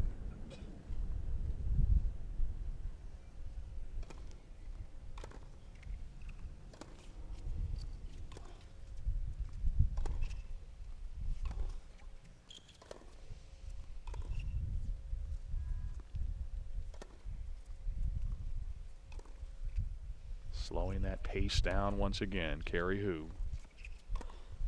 Now trying to bring a little bit more back, and that worked. Wow. such a big game for Carahoo there. Manages to stay alive in this set and thereby secures the fact that regardless of outcome in this set, Michigan will take the lead into the next set. So it's 5-3 right now. UC Irvine. Michigan staying in the fight here as it gets darkness beginning to prevail here in Lake Nona, Florida. Michigan surviving here in the opening rounds here. First set, it went to Michigan. This time it's UC Irvine with the lead, and now let's go to Bernie Gunther. It's getting crazy once again, but UMBC, it's the first time you made it to nationals. What has this experience been like for you guys? It really means a lot just because it puts UMBC on the map, and it gives our school and our team a little more recognition on that national level. And you take a look at Tennis on Campus, the entire program, what has it meant for you as a collegiate? It really means a lot just because we can compete at this level with all these other schools, and it's a lot of fun, and a lot of the other schools are super nice, so that makes it a lot better and a lot more fun to just play and be able to compete like that. And what's your impression of the national campus been being here in Lake Nona? The campus is really pretty and it's really big, and I honestly wish I could just stay here forever and just keep training here, but I gotta go back. Congratulations. Dave, back to you guys. All right, 5-3. UC Irvine out in front of Michigan. Thank you very much, Bernie. Right now it is UC Irvine trying to finish this set off. So far, Carahoo has not held serve just yet. Takashimizu has been broken 3 times, and that's how we've reached this point. 12 winners so far for Takashimizu. That is in contrast to 6 for Hu. Good crowd on hand here to watch this one tonight. Festive atmosphere. It's got a little bit of that Davis Cup feel here in team tennis. Yeah, it's not hush-hush. We're having fun here tonight in Lake Nona. So here's Carahoo trying to stay alive.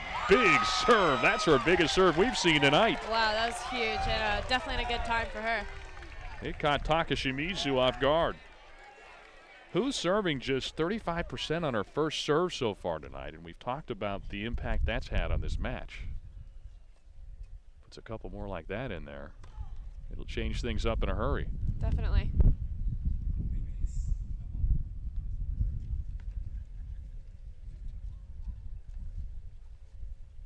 Second serve coming from Carahoo at 15 love. I think that was a multiple of 7, 14 bounces that time. I think so.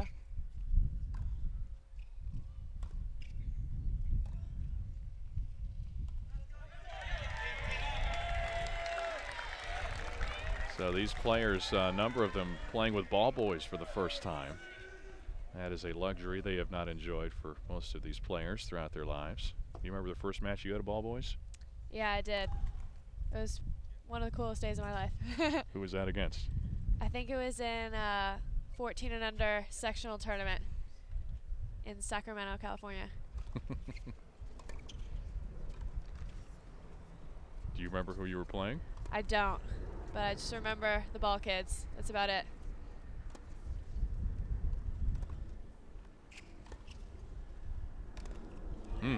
Just a little off. Framed that shot almost to the seats, and once again, you can see Yoshino Takashimizu changing that pace up, and she break a string? Broke a string, yeah. So she'll bring in another stick, go back to work. Hope it's strung about the same as the one before, and away we go.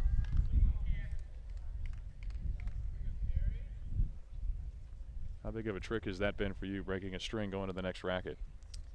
I mean, I think it's going to help her. Her strings are probably a little bit tighter now, so the wind won't affect her as much. Worked on that serve. Maybe not on that one. Yeah, a little late on the shot, and now she finds herself in another hole. 2 more set points once again for Yoshino Takashimizu, and a chance to finish this women's singles set off right here at 15:40. Went for a big one there. Boy, that return has been so big for Takashi Mizu, just setting herself up for the next point, and oftentimes even with winners, but too much that time. So once again, who's already fended off now 2 set points in this match? Can she stay alive for 2 more? I think that might have been her third, actually. Oh, you're right, because of the game point. Mm-hmm.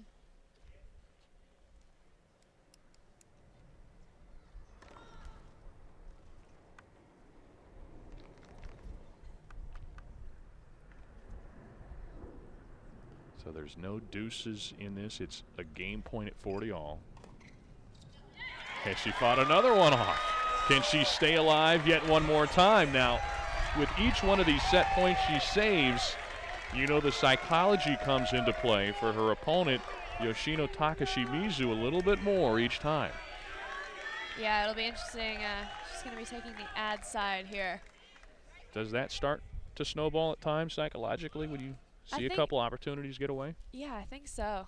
And I think it gets in your head a little bit.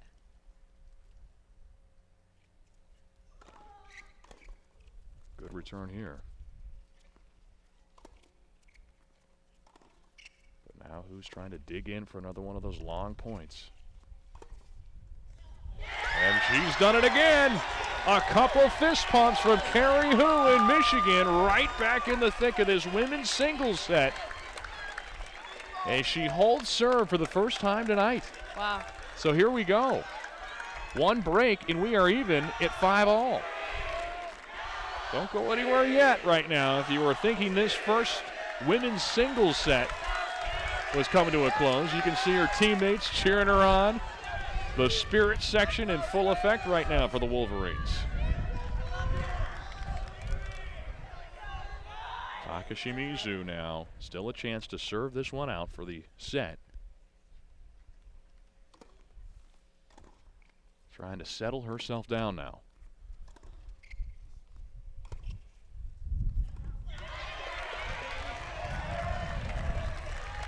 Do you think it's nerves going on here? I think there's some psychology at play. I think so, for sure. I think that's part of this sport and all sports for that matter, but in tennis, sometimes that momentum starts swinging one way and hard to get it back. That's right.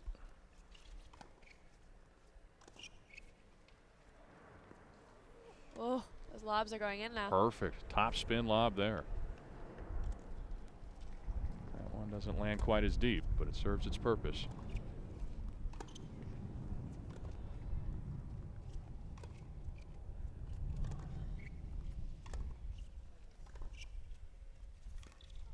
Right now, Carrie Hu is controlling the tempo. She is taking the match to her opponent, Yoshino Takashi Mizu, who was at one point out in front 5-2, serving 5-2 no less.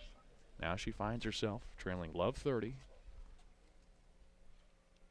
5-4.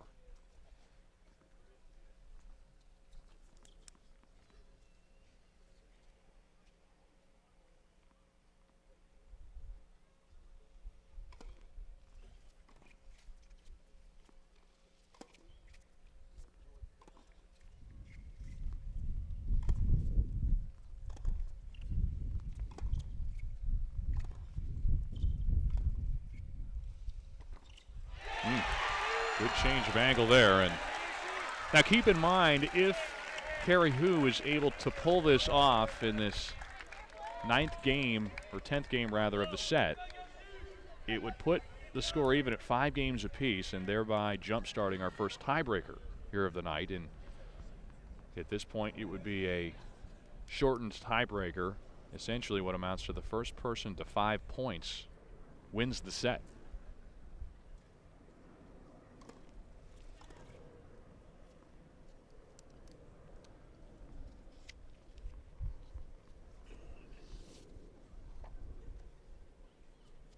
Now serving 15-30. UC Irvine lost the first set in doubles play 6-2. Thought they may have this singles match determined 6-2, and now Takashi Mizu battles her way back. 30 all. She's 2 points away yet one more time.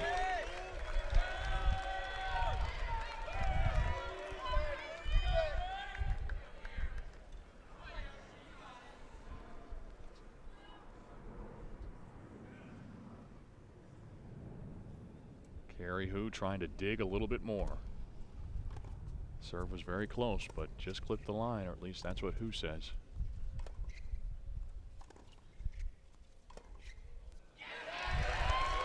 Could not connect there. Going for the knockout punch on that shot. Now she finds herself staring at a break point.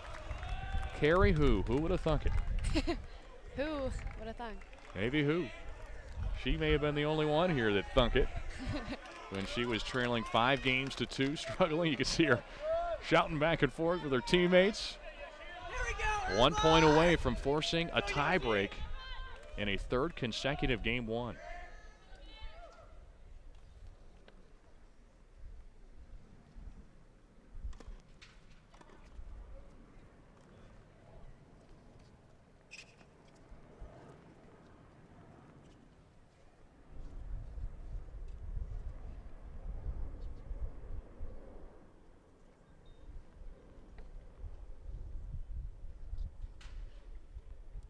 Second serve at 30-40.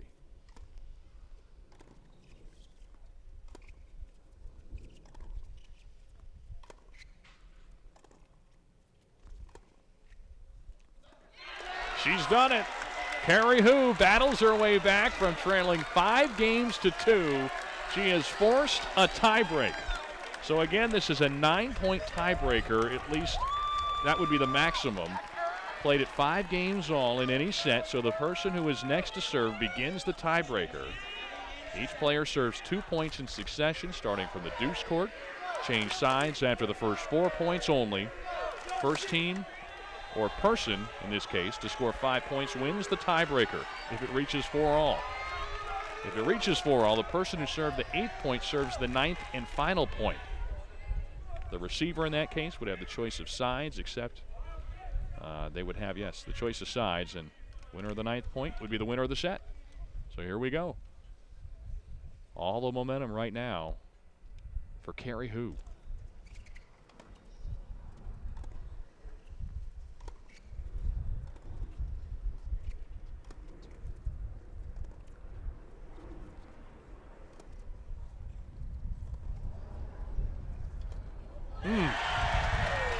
That was filthy. That swing volley again. That was a tough angle she hit that at as well. Inside out swing volley. Boy, coming off of what she had come off of right there to make that shot. Impressive.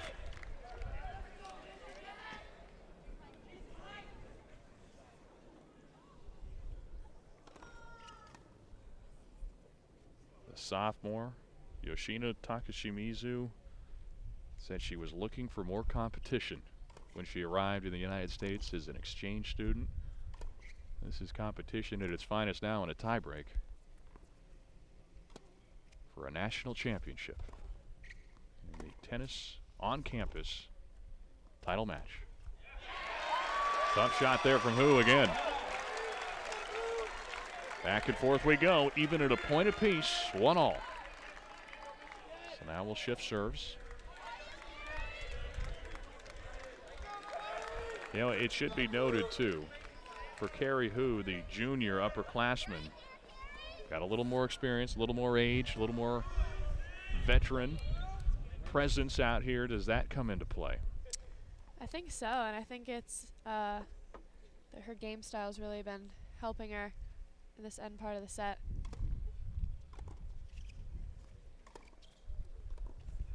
Boy, that was a perfectly placed shot there. A lot of pace on that and depth. We've seen her pull that shot out on a couple of occasions where if it's not a winner, it sure sets one up. It went off, I think, a little bit in the end of this set, but looks like she's got it back. Now Takashimizu for UC Irvine serving 2-1. Just got that one in there.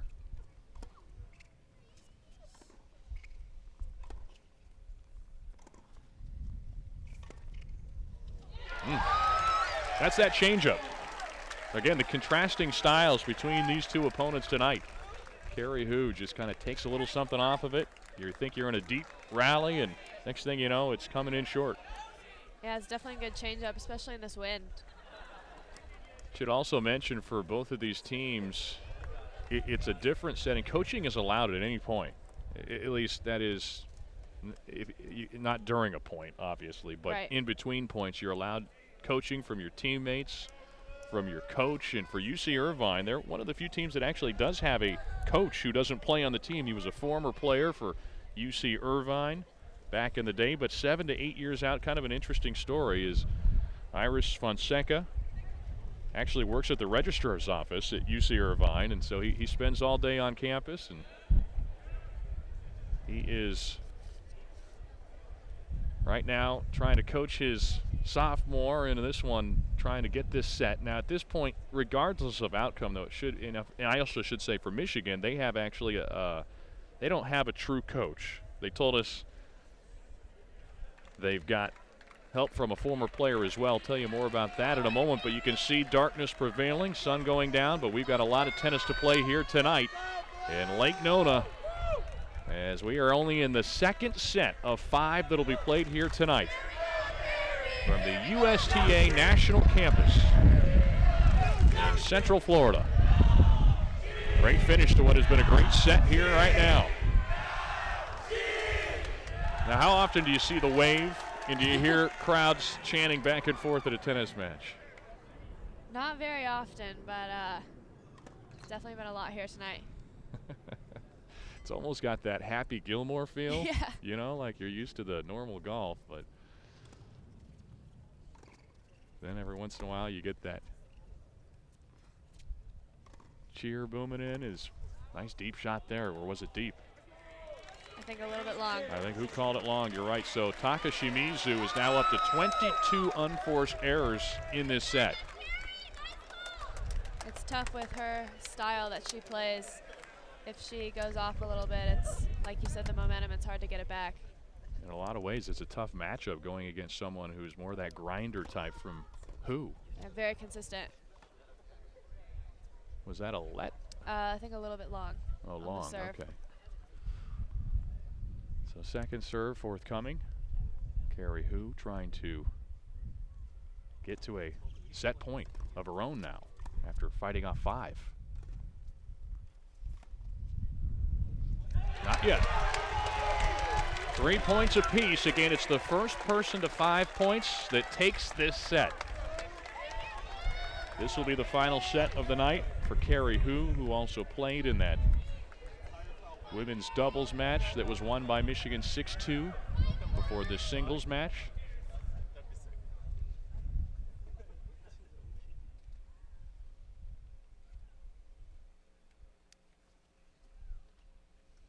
Wind has died down here.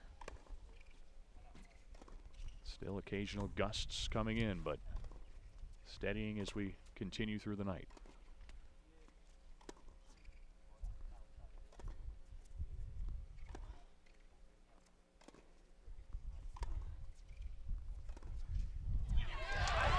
There's another unforced error.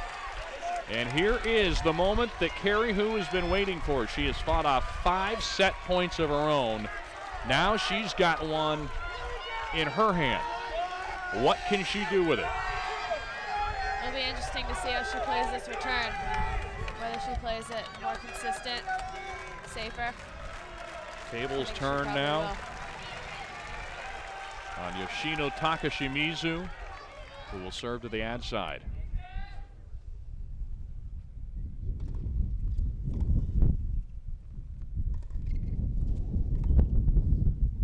Wind picking up during this point.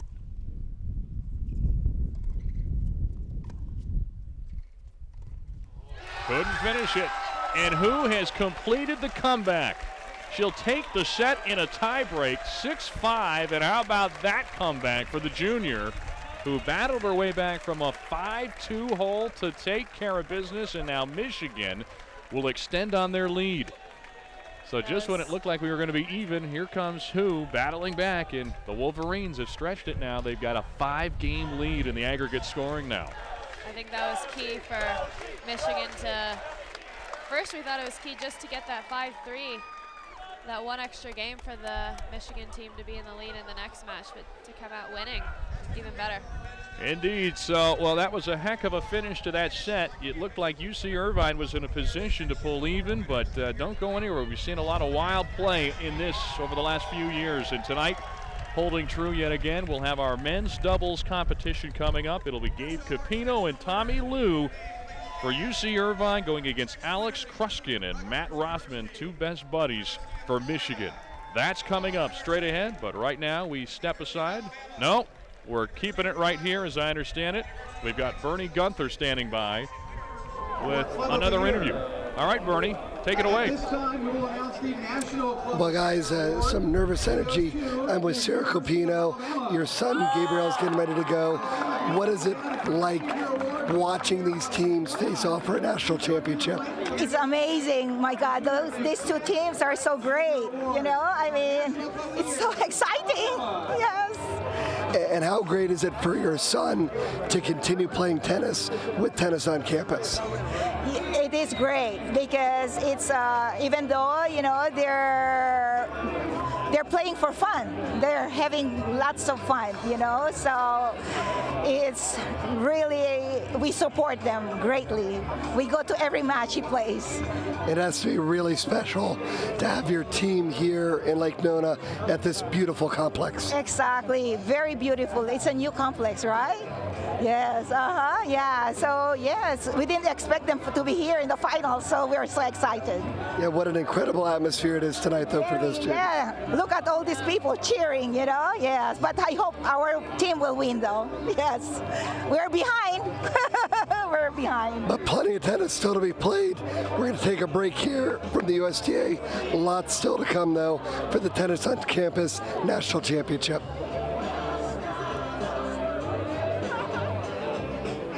It is our online coverage here of the USTA Tennis on Campus Championship. Fans coming from all corners of the country here tonight, and teams coming. It's a combination of fans and teams, sometimes all mixed together. I think a lot of our fans are actually competing members of this event. A wonderful event here, our championship match. It is Michigan and UC Irvine. Right now, Michigan has the 5-game lead over the Anteaters. As we welcome you back, Dave Kane alongside Cici Bellis when she's now between her photo shoots. Your fans, your adoring fans, they can't get enough of you. But we're glad you can be with us here tonight, and let's introduce you to our two teams here. It's the men's doubles. First time we'll see the men's side of things here in our event tonight. UC Irvine starting off serving, and starting things off for UC Irvine. It's Capino serving, I believe. It is, in fact, Capino serving. That's Gabe Capino, Tommy Liu, his partner for Michigan, Alex Kruskin, and Matt Rothman. Rothman returning serve here from the backhand side and unable to connect there, and we are even at 15 all. So if you're just joining us, Michigan has won both of the first two sets. In women's doubles, it was a 6-2 win for the Wolverines. In women's singles, Carrie Hu comes back and wins in a tiebreaker 6-5. Got the 12-7 lead right now overall. Good rally. It was close. After a little conference, they decide, in fact, they're sticking with their original ruling of long. I think a little bit long there, yeah. It's a tough call. Little more difficult to make a close call when you got this many people watching, isn't it? It's a bit of pressure, I think. That's right. Big serve from Capino there. Forces the errant return, and 30 all.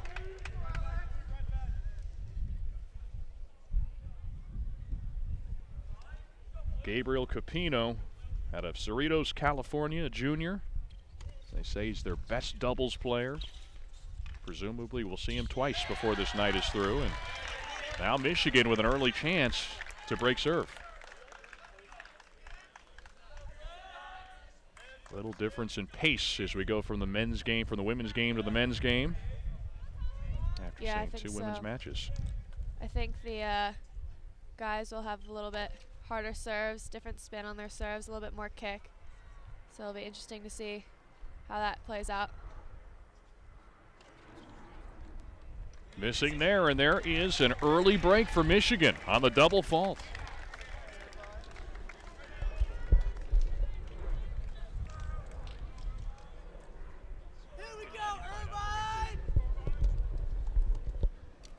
So it's 1-game love. Michigan breaking serve out of the gates. And to start things off for the Wolverines, it's Max Rothman.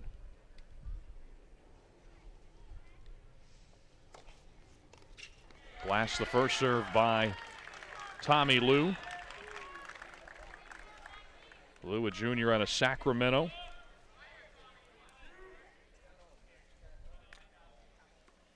Boy, it was pretty obvious when we talked to these two, Gruskin and Rothman for Michigan, the bond that these two have formed in their 3 years here. Yeah. They say they're best friends. They do just about everything together. I think on their questionnaire, when they said what would they want on a deserted island, they said each other. That tells you all you need to know, and maybe too much. Yeah.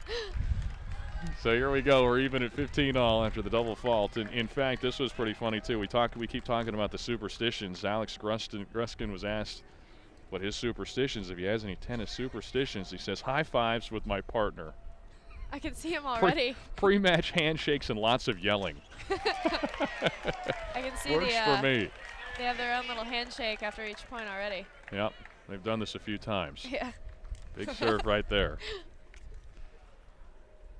Rothman was pretty excited about this because he thought there might be an opportunity to radar gun for his serve. So he's been waiting his whole life for this chance to just see how fast he can serve it. Let's see if we can get that information.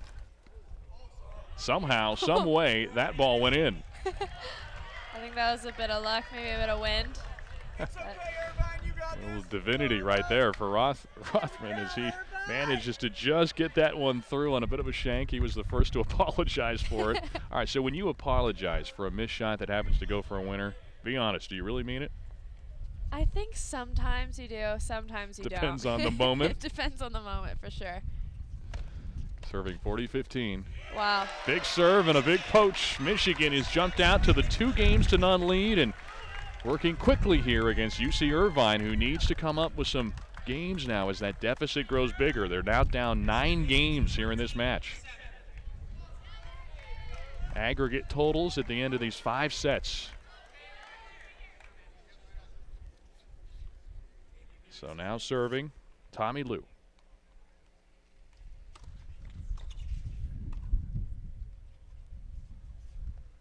Chemistry is such an important component in doubles, though, and to have your best friend as your partner, got to be a huge asset.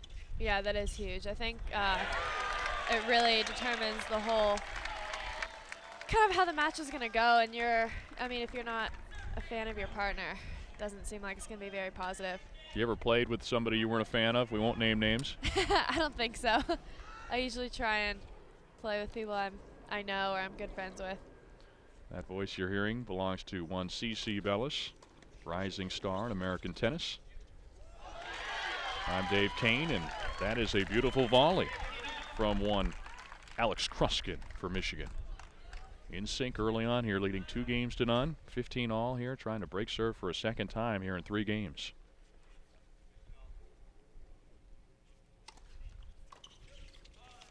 What a return. Wow. Seems like he's on fire early on here. They say these guys are, in addition to being their best doubles team, their best cheerleaders. They're Spirit Award winners. Seems like it. It was evident talking to these guys. Serve from Liu. Missing outside. 15-30. Public Health Sciences major. That was a nice serve right there. Looks like he has a pretty hard serve. Definitely one of his weapons. Folks are probably so sick of hearing me talk about superstitions, but that's where our best answers came from. These little questionnaires that we sent out. Tommy Liu said his tennis superstitions. If I eat breakfast, I play bad, so I never eat breakfast. I don't know if that's a superstition or not. Technically. That was a good one, though. Oh, what a dig. Good hands at the net there for Michigan. They are constantly talking between points, aren't they? Yeah. Every point. Can't be talking about strategy the entire time. No, they are not. Cheerleading, you bet. Break point.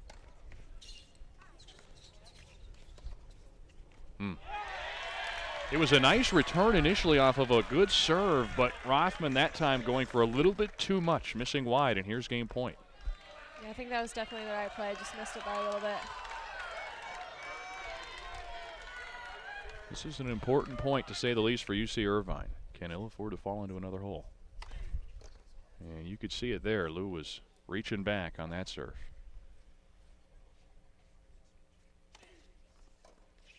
That was an aggressive second serve at that. Wow. Needed it. Reached back and served up a little extra dose of heat on that second serve, and UC Irvine with a much-needed hole. It's 2-1 now.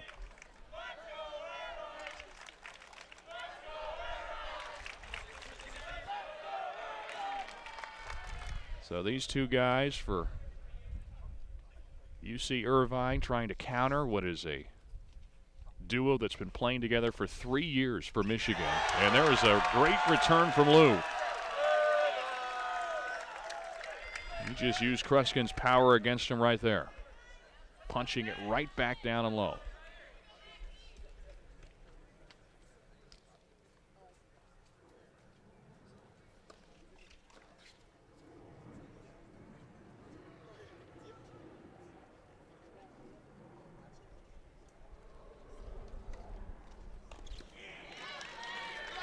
A little out in front right there. Capino. Gabriel Capino playing doubles. We expect to see him in mixed doubles play as well here later on tonight in the final set of this match.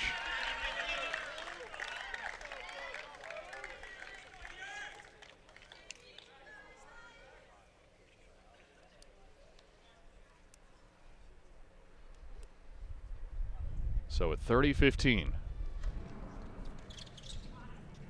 Oh, he just managed to put it in. Really tough to fault Gruskin for letting that one go by. Those are just judgment calls. A little combination of topspin and maybe a little bit of wind brought it down.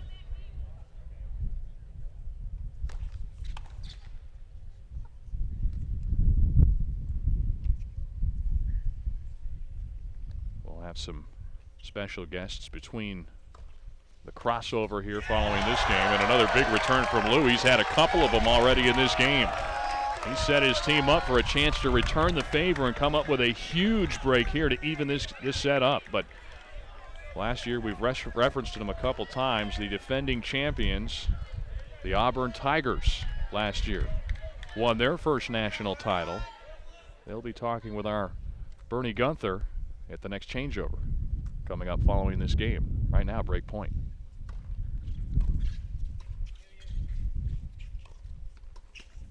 And there it is, UC Irvine on the verge of falling behind 3-0, manages to fend off a game point. They have not only done that, but they come up with the break. So we are now even again, 2 games apiece. UC Irvine gets the much-needed break. Right now, let's hand it off to Bernie Gunther. He is standing by with last year's champions. Again, it is the Auburn Tigers standing by. And I am here with Michael Vega, and this has got to bring up some good memories for you guys. Last year, you guys were part of the national championship team for Auburn. What is it like watching this championship match again? Oh, it's incredible. It's the talent between these two teams is awesome. It's so nice to watch two teams like this battling it out for the national championship. And of course, this year a little bit different scenario for you guys, playing in the bronze bracket, but obviously I'm sure that this had to be a fulfilling experience being a part of the national championship once again. Yeah, absolutely. I mean, it was funny. It was even fun being here. The talent is just incredible this year. I feel like this is the most talent we've had in this tournament in all the years to come. So there's a lot of talent, a lot of really good players. The competition is really fierce. What do you enjoy the most about tennis on campus? The camaraderie, like all the players are very nice. It's it's competitive, but it's really fun. It's completely normal to battle it out with a team and then be friends with them the rest of the year. It's awesome. I love it. Well, congratulations on another great year. Thank you. Dave, back to you. Is it all right? Yeah, you could see it just a moment ago. Poise under pressure. We saw it last year at the USTA Tennis on Campus National Championships when Auburn came back to win in a tight match.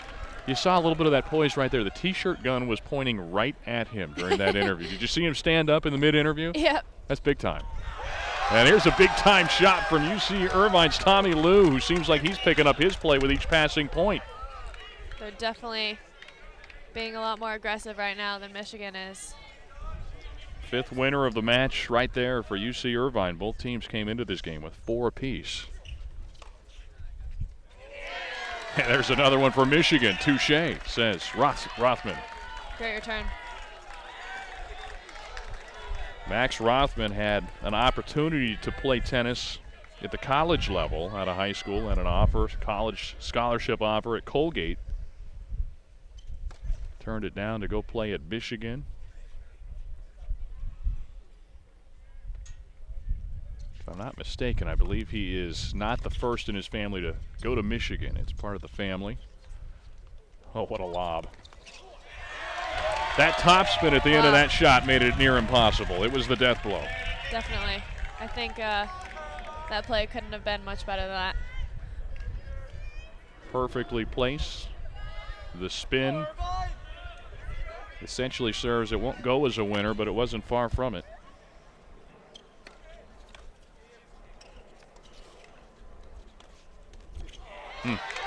Aggressive play for Liu, goes for naught there, recognizing as he taps his chest that perhaps a little overly ambitious there.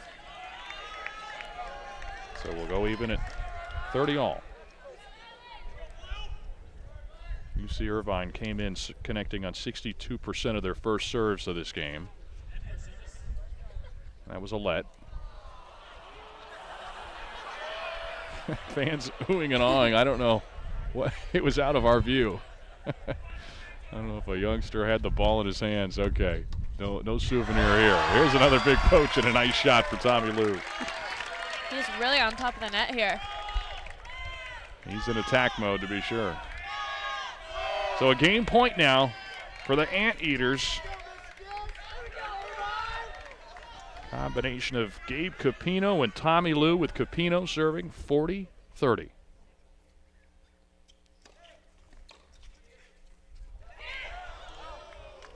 Rothman's shot just a little bit too deep as they went to the chair umpire, and Mr. Pardon says, indeed, the call on the court will stand. So there is a held serve for UC Irvine as they have taken their first lead here in this set, 3-2.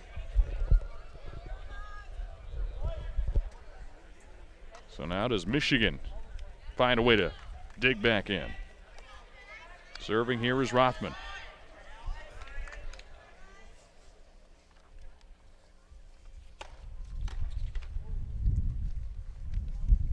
Big first serve, but a little too big. Oh. Tommy Liu smoked that one back. Really hitting with pace and depth here. Poaching really well at the net. Is it just me, or does it seem like in the third game on, Tommy Liu has looked like a different player? He's settled in. Yeah, for sure. I think that could have been nerves too.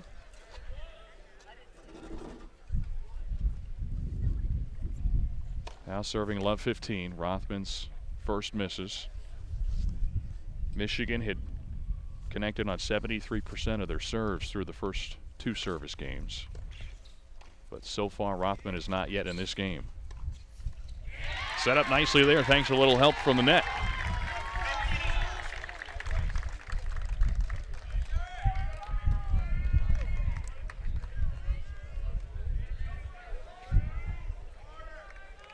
So is darkness prevails overhead here in Lake Nona.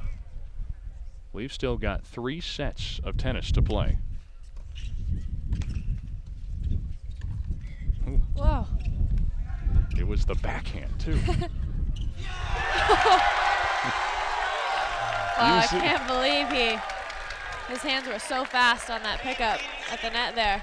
You know, they tell you when you're playing tennis growing up, learning doubles, always leave it available for the forehand guy. But Rothman stepped in front of that backhand and actually hit it well.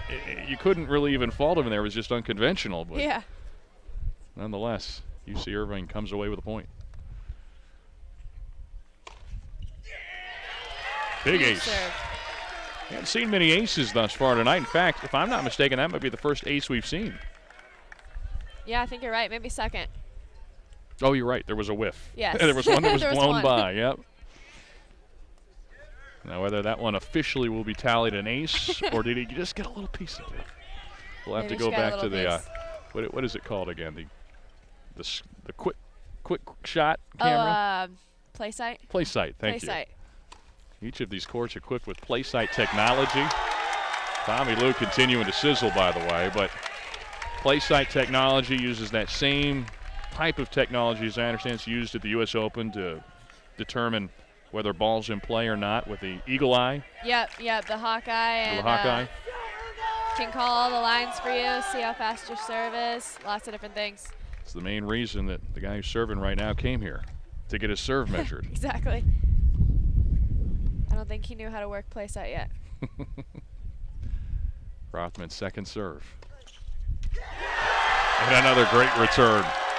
So there's the break UC Irvine has been looking for, and don't look now, but the Anteaters have won 4 consecutive games after they went down 2-love. Boy, did UC Irvine need this bump, this boost. Definitely, and I think their aggressiveness is just really helping them win the past 4 games. They came into this set, men's doubles, trailing 12-7 to UC Irvine. They're trying to make up some of that deficit right here. Now serving up a break 4-2.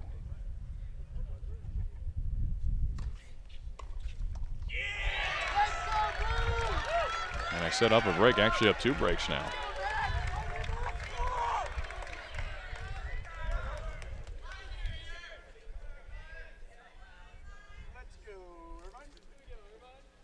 So Rothman goes back to return on that backhand side.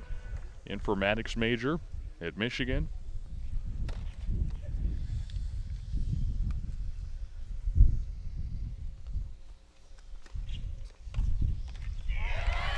And there's a nice return. You know, we talked about, we looked at some of these athletes on both of these sides. There's no lack of intelligence between these two teams. You look at the majors, I don't even know what an informatics major is. Yeah, definitely. I mean, I think all the players, not just on this court, but in general, are all really smart. Yeah. Lou couldn't make that shot. Tommy Lou, by the way, if you're wondering, a public health sciences major, wants to be a pharmacist. Meanwhile, his partner, Gabriel Capino, software engineering major. Like I mentioned, no lack of brain power here on the court. I haven't even gotten to Rothman's partner here, who's got quite a pedigree of his own right. 40-15, though, by the way. Michigan has a chance now with 2 break points coming.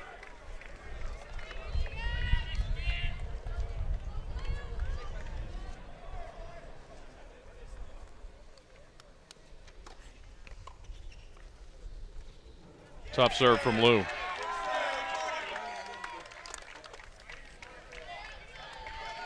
I was going to tell you a little bit about Alex Gruskin, who's going to be working as a field representative for Congressman Debbie Dingell when he's done with college. That's coming up. History and political science major of his own right. And there is the big serve that Lee was looking for. So they battled back again, fending off 2 break points, and now UC Irvine will have a game point of their own. Going to the forehand side, Michigan will elect to send Gruskin to return this serve.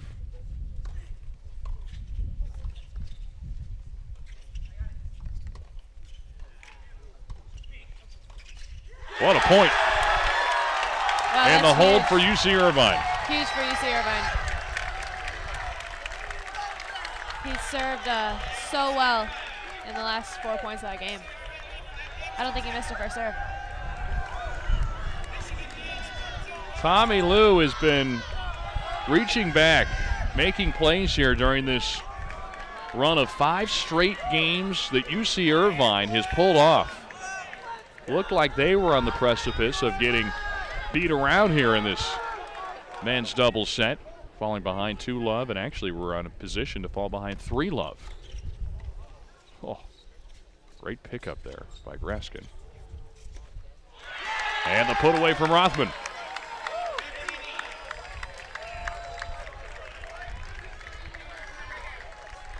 Yeah, I think whichever team is going to be the most aggressive in this set is definitely going to win. And I think that's what UC Irvine's been doing really well.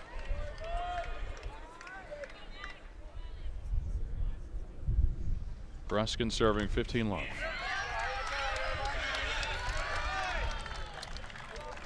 Michigan finished in the top 10 a season ago in this very event. Most of their players are back from that team. Their highest finish prior to this year was 3rd place in 2013.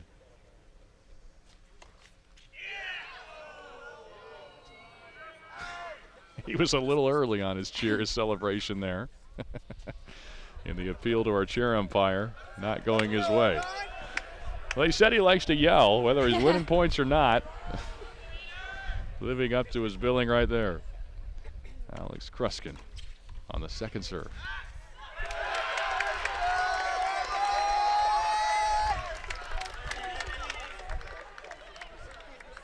UC Irvine fights to get that point back. 30-15 now. Michigan trying to stay in this set.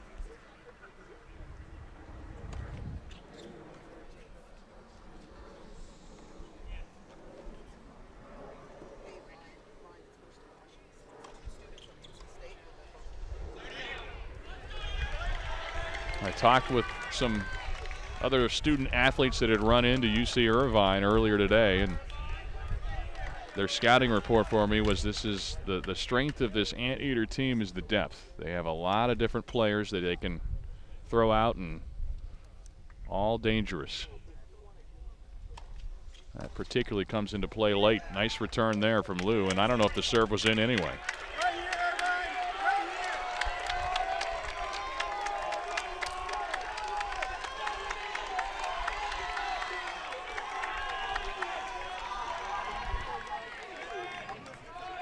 So now trying to fend off. Set point.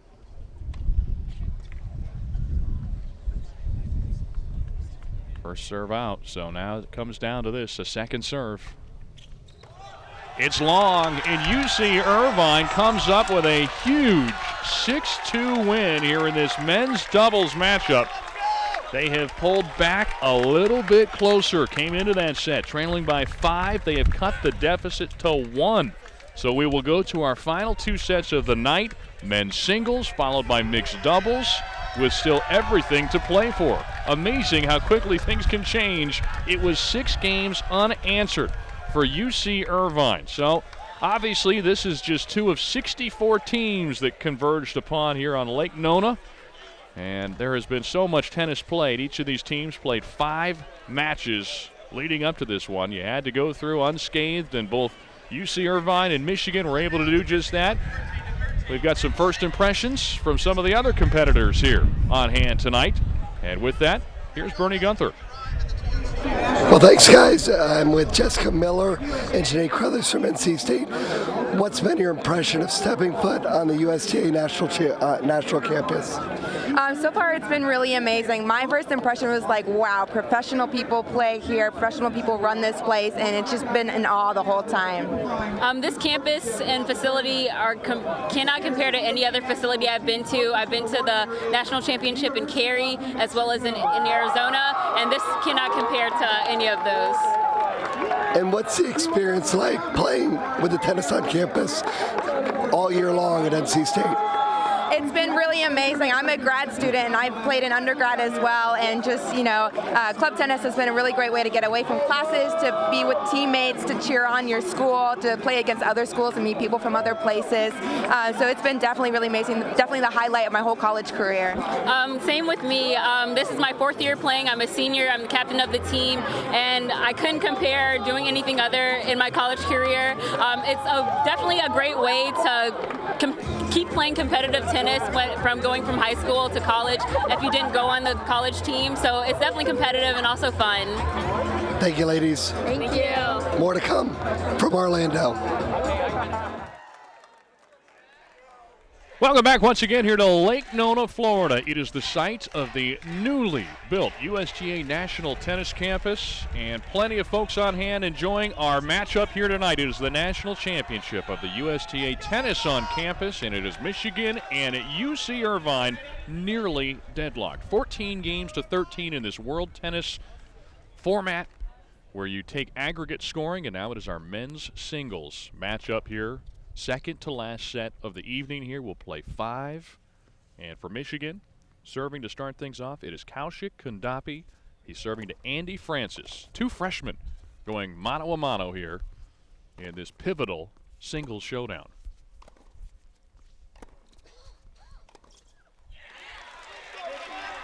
Good point to start it off there. How about 2 freshmen going in this setting here, too? You got all these veterans. You got the young guys right here in this pressure setting. And this is where the pressure starts to kick in a little bit more. Yeah. When you're tight. Yeah, for sure. And when it's so close like it is right now, 14 to 13. We talked about the fact that one of the great components of this event, tennis on campus, is the fun factor, the camaraderie factor, tennis for all the right reasons. But you get to this point, they're all competitors, and you better believe, with a national championship on the line, plenty to play for here. So Francis sails that shot long. Andy Francis, freshman. He is a musician. As a matter of fact, we'll get into that a little bit more in a moment, but great serve there. Big serve. That may even be his first talent. And that's saying something, because the kid can play a little tennis, but right now it's Kundapi getting the better out to the 40-love lead. Another big serve. Yep, like stealing candy from a baby when you serve it that big, huh? For sure, and he's got a really smooth motion. Really smooth motion on his serve and on his ground strokes, too. I think that's going to be one of the key things for him tonight in this win. The Michigan cheering section, his teammates watching from the side. This team is about as tight as any we've seen. Make a case for all these teams. They've been through a lot together over the course of the year. So now, first serve of the night from Andy Francis. Francis out of Dublin, California.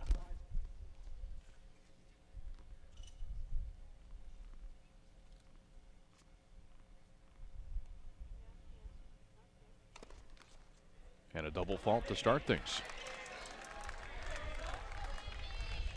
So far, 5 points, all going the way of the Wolverines here in this men's singles matchup.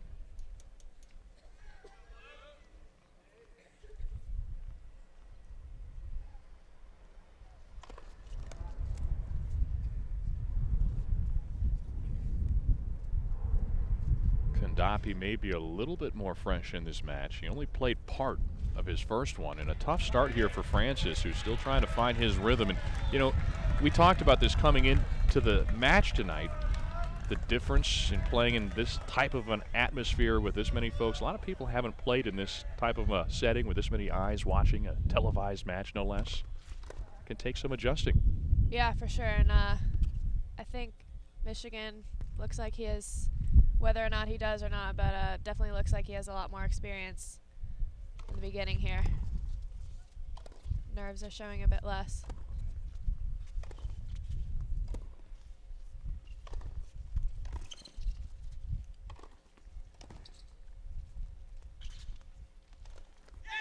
Little cat and mouse there, sucked him in and hit it to the open court. Yeah, some good defense there from Michigan, but UC Irvine putting it away in the end. Francis with his first point of the match right there, his first point of the set or match for that matter. His teammates watching on. Much bigger roster for UC Irvine. They brought far more players here to this event than did Michigan.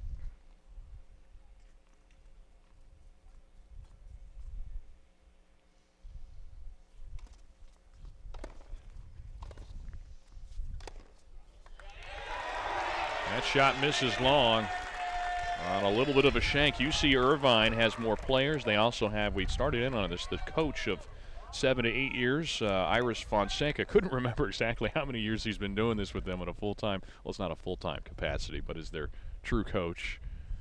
Does not play on the team, but works with these guys 3 to 4 days a week, they said. Yeah, and I think they said they try and get out each session about 3 to 4 hours. It's a pretty good work for a club tennis team. Oh, for sure. Big shot there. So after starting with a pair of double faults, how about that?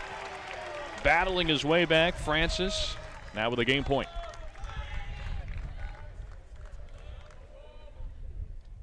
Just trying to settle in here after he dropped the first 6 points. He's won 3 straight now.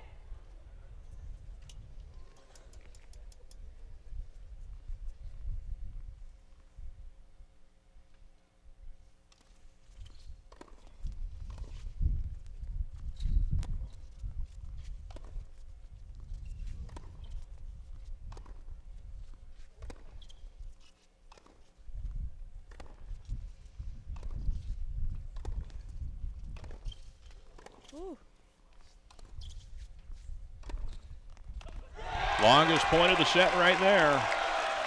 Andy Francis holds serve, and UC Irvine back even again.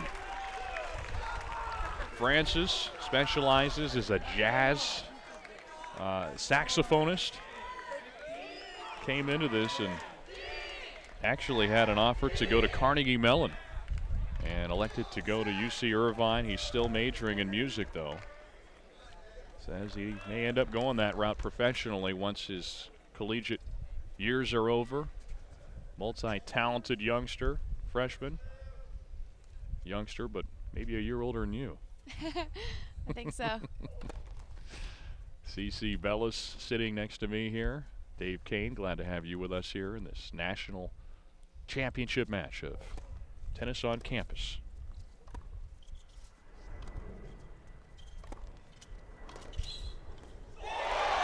It's a tough shot to move in on. Francis put it right at his feet. It's a very good passing shot off of a pretty good approach, too.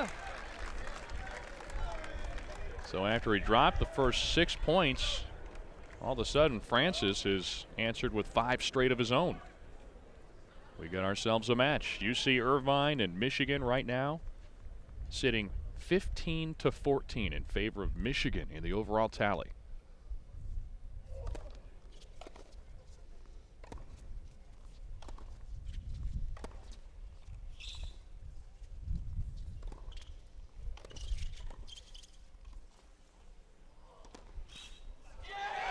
It's a tougher shot than it would appear, isn't it? When it goes into that night sky, a little bit of a tricky angle coming down in a hurry. Yeah, for sure. And I think the lights are definitely tough, too. So definitely not a bad miss there.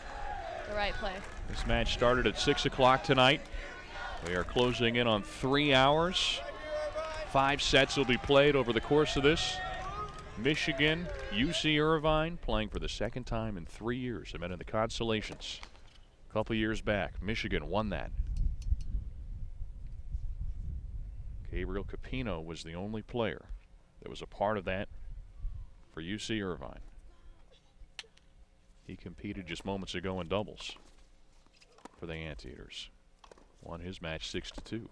6-2.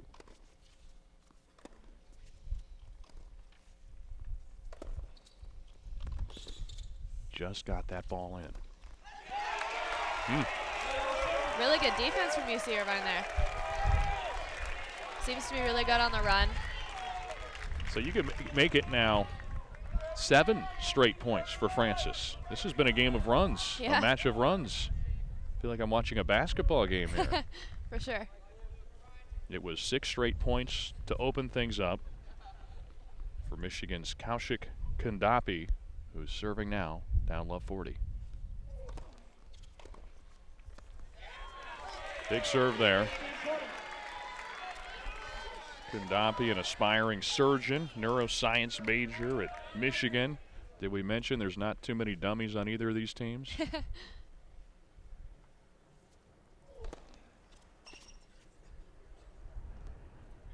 Future leaders of America here tonight competing on the USTA Tennis on Campus National Championship match.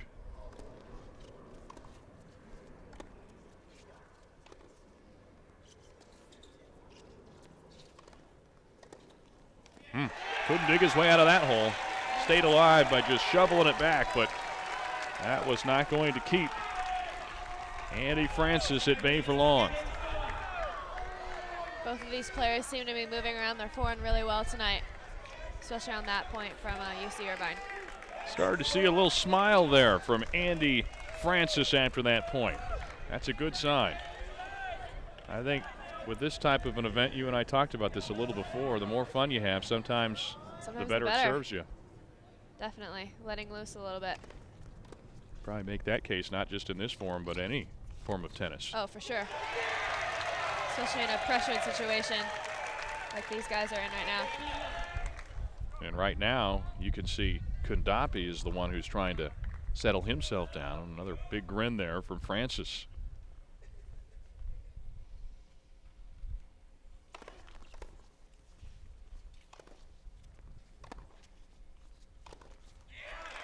So that breaks that string of consecutive points. Actually, check that. It was 1 point that Kundapi got the last game, but now at 15 all. You can see he's wearing that brace on his, or that wrapping on his right knee. He actually had to leave his previous match prematurely because he looked like he kind of just strained that knee a little bit in the second or the third game of that match. As he sails this shot long, but we talked to him before. He said he's no worse for the wear, good to go for tonight. Trying to get onto a rhythm right now. Francis isn't helping his cause much right here, as he's made it very difficult for Kundapi to find any sense of a rhythm. Got him on his heels now.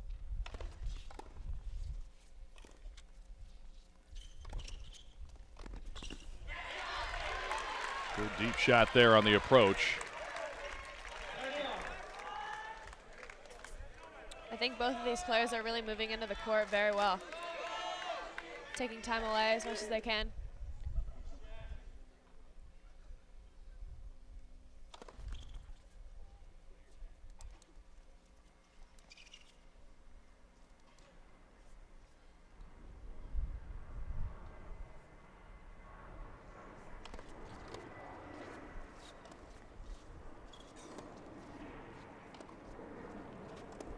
Just clipped it.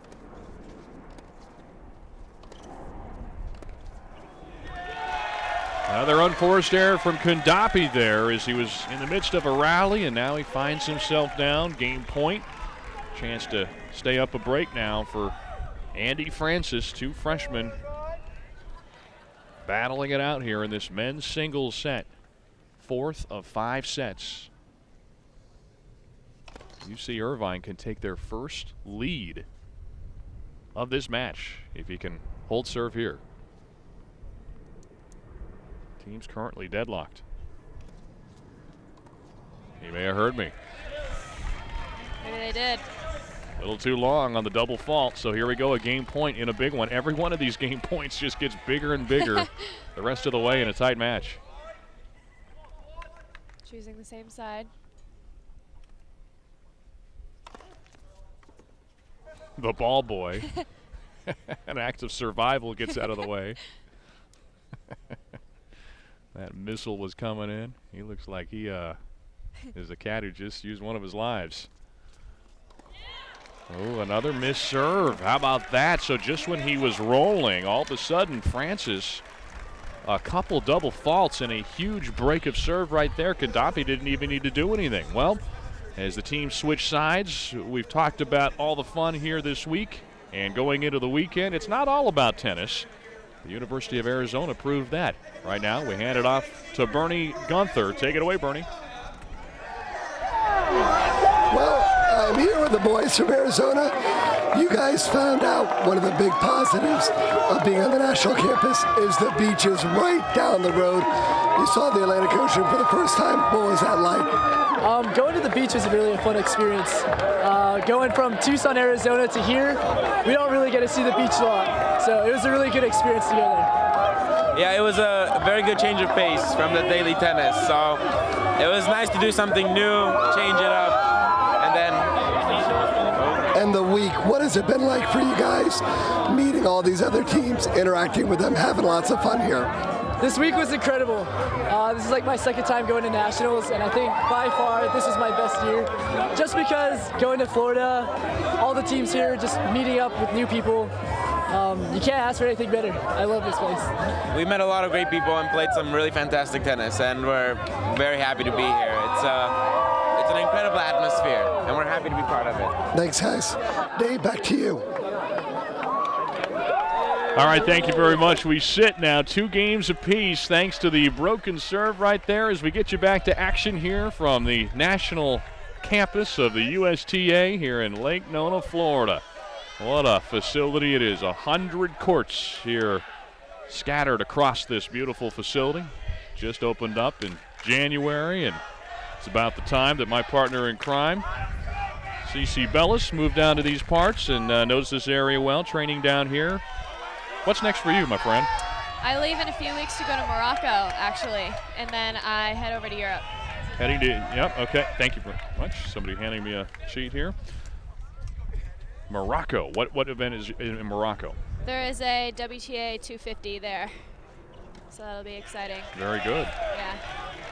Well, you get a little bit of your frequent flyer miles to add to the tally, and these folks will all be dispersing here tonight from our Tennis on Campus weekend, 3-day event. Michigan and UC Irvine. Michigan with the 1-game lead right now in the overall tally. And another unforced error there from Kaushik Kundapi. We've seen quite a few of them from both sides so far. As a matter of fact, you look at the unforced error tally now, 8 of them for Kundapi. UC Irvine with the 3 in the direction of Andy Francis.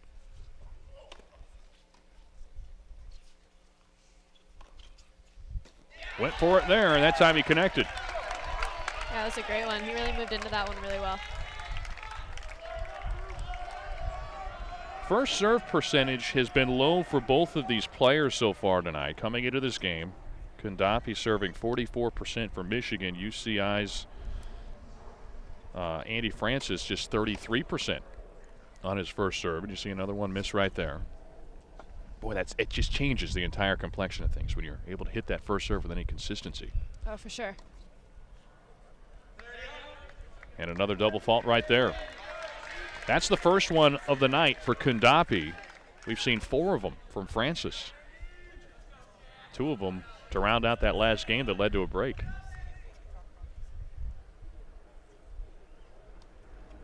At 30 all.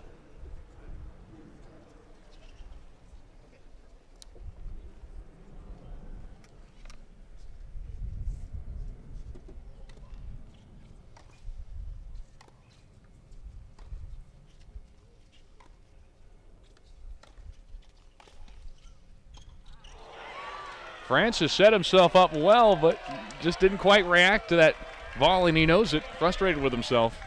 Yeah, I think that was definitely the right play, though. Just couldn't finish it off as well as he might have wanted to. Looks like that ball came in with a little more heat than maybe he was expecting. It's always a little bit of a tricky shot on that backhand side when it's high. Yeah, when it's higher. With velocity. Yeah, I think he wasn't expecting it.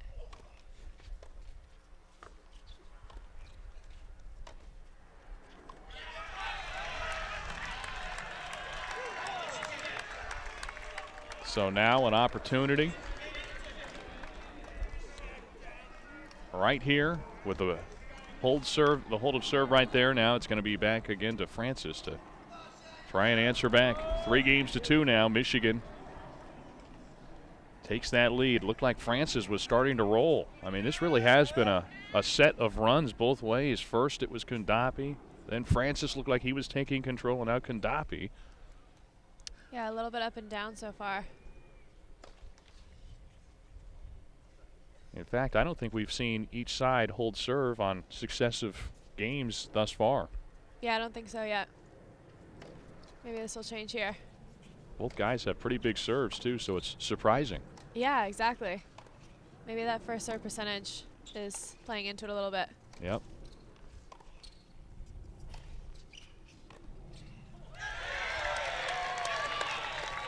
That was a better point by UC Irvine. Francis taking a little bit more patience there. Kondapi just not quite able to handle the shot. Kondapi's been going for some big winners at times and leading to some of those unforced errors that we were talking about moments ago.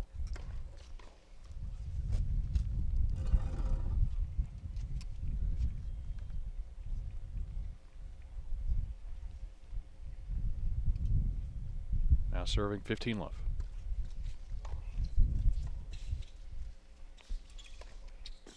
What a shot there from Kondapi. He painted the line right there. There was no margin for error. Definitely not, and he really took advantage of that second serve return. Trying to pump himself up. See the cheering section for Michigan. I just heard a fan say, "Go Buckeyes." Sacrilege in Ann Arbor. Big Both shot. players clapping for their opponent's shots. It's nice to see. Be fascinating to determine what the cross-section of rooting support is here tonight. Who's rooting for who, what their geographies are, and why. So now a chance to hold serve for Francis. Pull even, 3 games apiece. Michigan currently holding a 2-game edge in the overall tally between these teams in the 4th set we've seen tonight.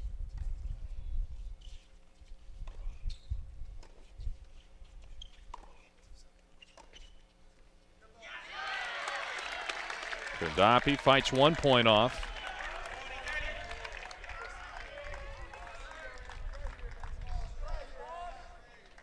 Kaushik Kondapi, he's in his first year playing with the Wolverines, but he knew this team well, even prior to his time at Michigan. As we mentioned, these connections run deep between these Wolverine players, these student athletes. He's known his teammate Alex Gruskin since he was 8 years old, he said. Mishit there.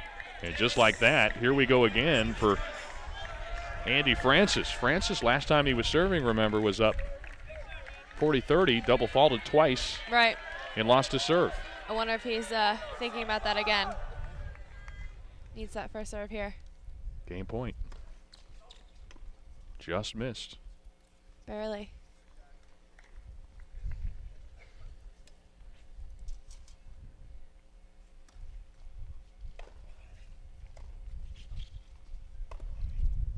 Looked like he adjusted on that second serve toss. Yep. Yeah, I think he played more of a high percentage second serve there, which was smart. Ended up giving him the point and the game. Some ways, the way this match is going, this set is going, you almost feel like which one of these two young players can get the other to make the mistake. Show a little bit of that patience. So Francis holds, and Kondapi will try to do the same. 3 games apiece. Oh, wow. Inside out backhand. Unbelievable return. That serve had seemingly effectively handcuffed him. Yeah, that came right into his body. I think he placed that perfectly. Just managed to fight it off, and not only to do that, but he turned defense into offense. In that case, if you're Kaushik Kondapi, you got to be thinking, what do I got to do? Yeah, very good first serve there.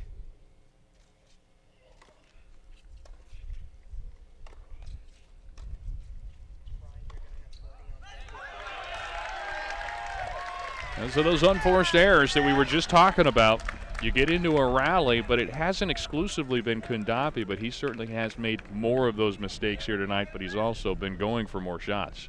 Yeah, I think he's going for a little bit more, and you're definitely going to make a few more errors like that. Not bad plays, though. I think he's going for the right shots. Kondapi's superstition, he said, I don't like to step on the baseline between points. We got to watch for that. Says he doesn't like to use the same 2 balls for a full game either. Whoever said tennis players weren't neurotic?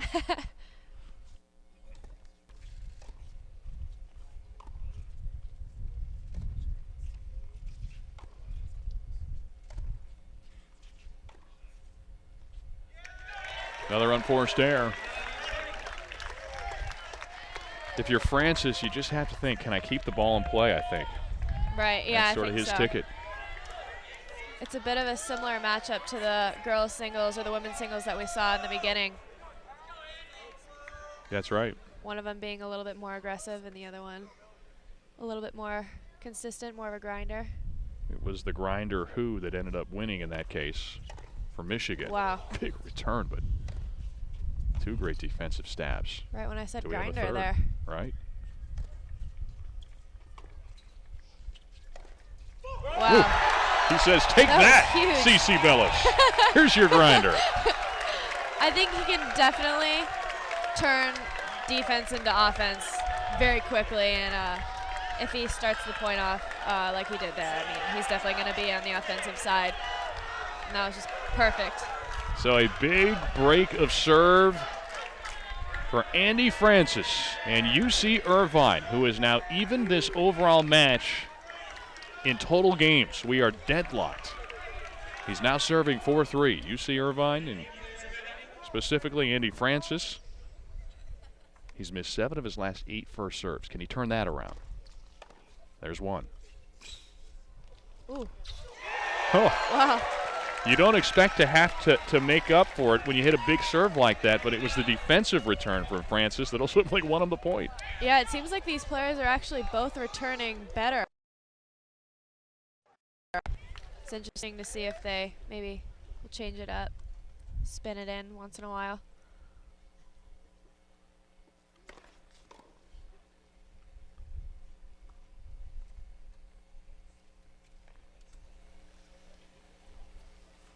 Second serve, 15 love.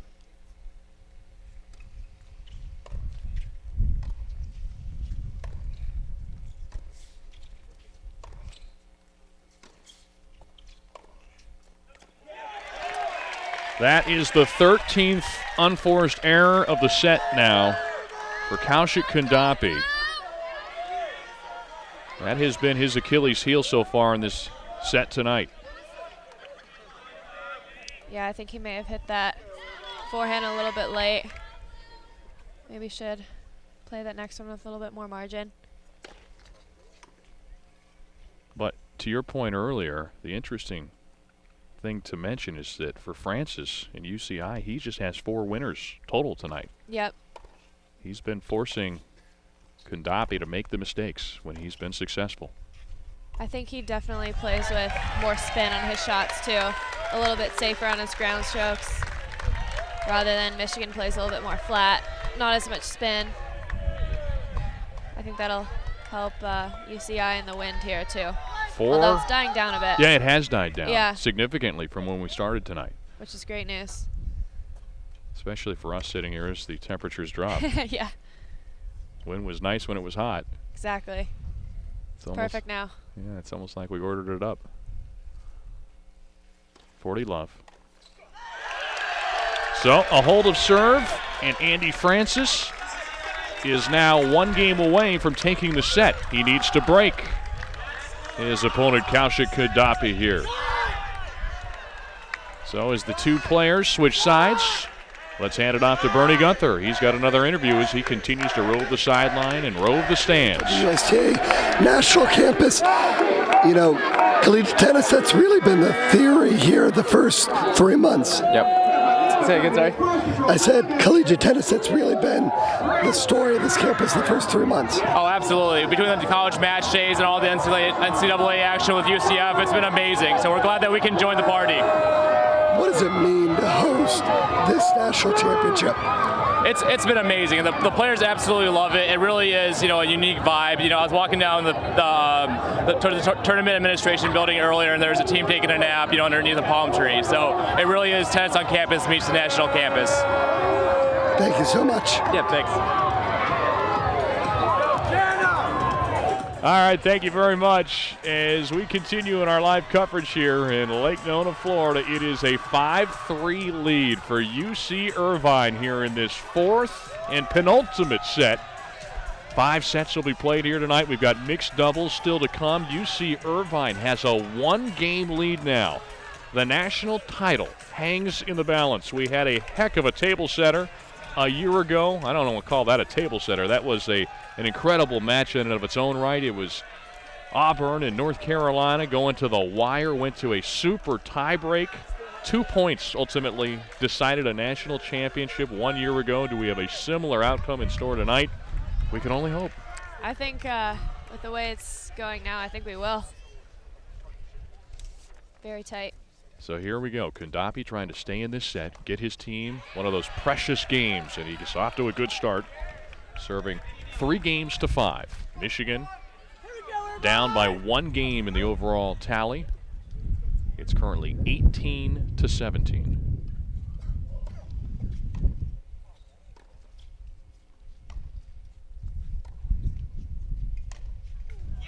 Little shank right there. We haven't seen too many unforced errors tonight from Francis, but when he has, it has been for that reason. You mentioned the spin.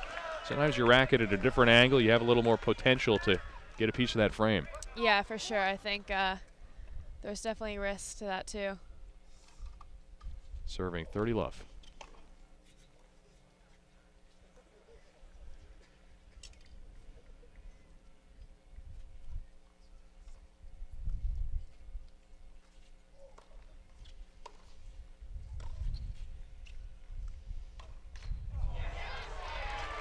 So as we were talking about the unforced errors from Kausha Kondapi, now all of a sudden Andy Francis with a couple. It's been a huge part of this game so far, this set so far between these two freshmen.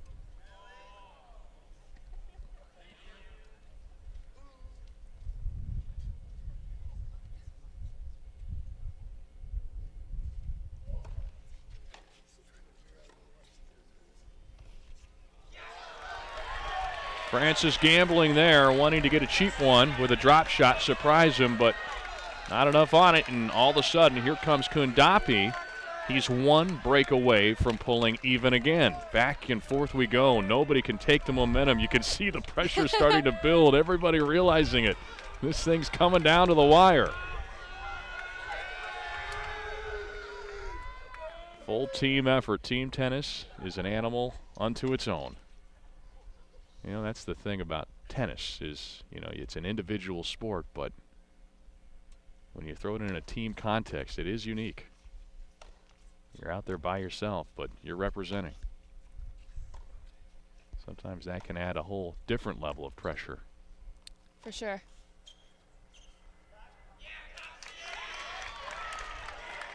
Just missed it. Barely a little missed too that much. one. Boy, from our angle, it was so close you couldn't even tell. Yeah, couldn't tell at all. Ball was coming in slowly enough, though, that Kondapi was right on it to make that call.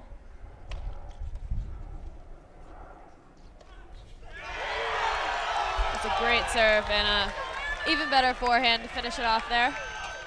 Yeah, big first serve will go a little ways, won't it? Yeah, I think if he wants to win this game, he needs to hit a lot of serves like those, make a lot of first serves. Finish it off here. The 2 big themes of this set have really been, as we've mentioned, the unforced errors, then of course the first serves. If they've been able to get those in, made a world of difference.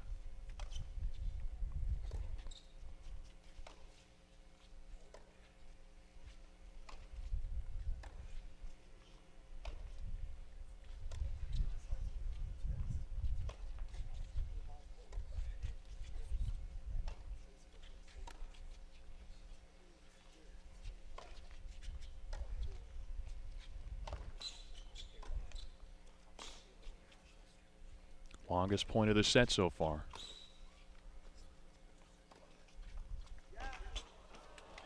Wow, that was a great point. Kundapi was able to dictate the movement of that point for the most part. He was the one determining where the ball was going. He kind of had Francis on his heels for a good chunk of it, moving him left to right. Now we'll see if that takes much out of Francis, because he covered a lot of acreage right there, and you can see the freshman Looks a little winded. Yep, a little slow to the serve here. At 15:30. Looks like both players not arguing with one another about getting a little extra time to get some oxygen.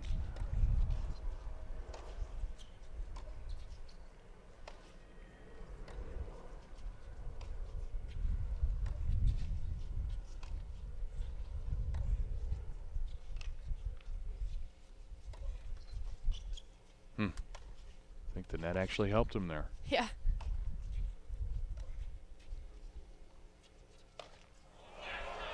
And then the unforced error. It's been a battle of wills. Who can keep it in play longest? The tennis is definitely getting better as the set goes on, and looks like Michigan might pull away with this break here, force a tie break. Then again, we've seen 40-15. Those leads have held up about as well as $2 step ladders at times here tonight. For sure.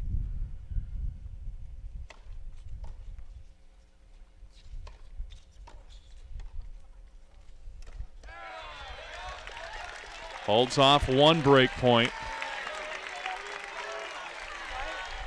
We are at crunch time now here in this fourth and final singles set. Fourth set overall, second singles set. We'll be back to mixed doubles here in short order to round out the night at 30-40. Another big serve, and there it is, the first serve. Just like you said, back from 40-15 there. It's been a bit of a trend here. So how about this? After being down 40-15, Andy Francis now has a set point, an opportunity to give his team a small lead. It's a very big moment.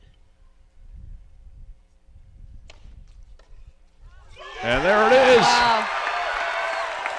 Francis rears back, fires a dart down the middle, and that first serve, the difference. Yeah, that was an unbelievable way to start that point with that serve. He really needed that. Andy Francis, hearing his name cheered from the section, the cheering section. Man, you've arrived when they're chanting your name from the stands. Yeah, going to be a little extra energy here for this final set. We've got more tennis to play here tonight. Boy, do we ever. It is a one-game lead now for UC Irvine. Back and forth we go. Neither team has been able to take the other by the stranglehold here as it's gone competitively throughout here tonight. So, with that as the backdrop, we'll have the fifth and deciding set coming up here in mixed doubles play. It'll be a combination of Gabriel Caprino and Yoshina Takashimizu combining for UC Irvine as they'll go against Max Rothman and Laura Veros-Tejas. 64 teams. Now where there's 2, 5 sets, we're down to 1. Yeah, this is why you play the game. This is what it's all about. Welcome back once again to our live coverage of the USTA Tennis on Campus National Championship. It has come down to this mixed doubles showdown. Billie Jean King, who came up with a format many years ago, would have it no other way. It is the men and the women combined together to determine the national title here in 2017. Glad to have you with us, Dave Kane, alongside my partner in crime, Cici. As we're going through this thing, we see the first point go to UC Irvine, but Cici Bellis joining us here tonight. She's been with me all night long. We're braving the cold, and we're getting through this thing. It's actually not too bad, but for Floriders, yes. Are you considered a Floridan now? I think so, for the 6 past months few years. Oh, yeah, a few years, that's right. Yeah. I forgot. You weren't always just here. But so as we start things off, let's lay it out for you how this is going to play out. Right now, it is UC Irvine with a 19-18 lead in total games. That means they win this set. Well, Michigan would still have an opportunity to tie it. We'll get into the details of that a little bit more in a moment, but I guess one thing I should do before we do anything else is introduce you to our opponents, or our combatants here in this mixed double showdown. For Michigan, returning serve right now, it's Laura Ucros-Tellez. She's matched up with Max Rothman for the Wolverines. For the Anteaters of UC Irvine, right now serving, Gabriel Caprino. He is currently paired up with Yoshina Takashimizu. That name's been giving me trouble tonight. I'm going to get it. But right now they are in the midst of trying to start this thing off with a bang right now. Serving 15-30, Caprino.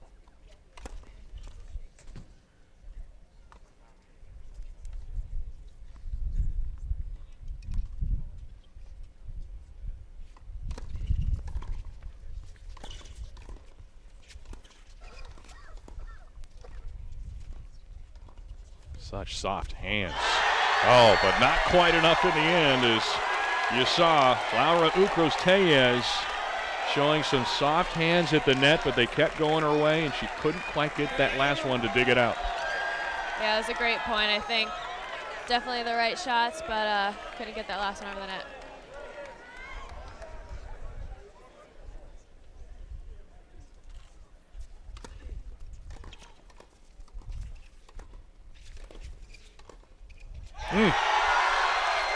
Both of the women making big plays at the net here in this first game. That time it was Takashimizu. Easy for me to say. Hitting the winner down the middle. She needs a nickname. Definitely.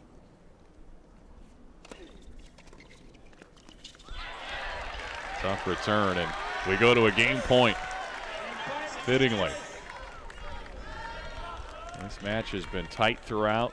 We're getting spoiled with these tight championship matches here at the National Championship for the USTA Tennis on Campus.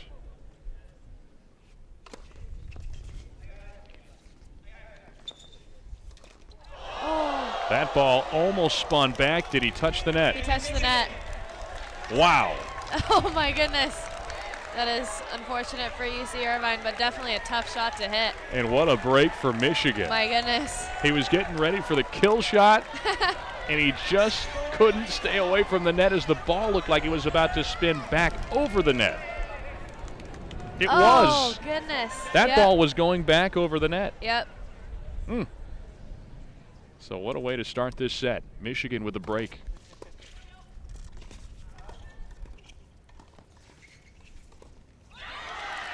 So they're tied in games now. That's right. That's right. Even, deadlocked. And if you're wondering why the serve on that game point was sent the direction of Max Rothman, the rules are here in mixed doubles, you have to serve to the same gender in a game point situation.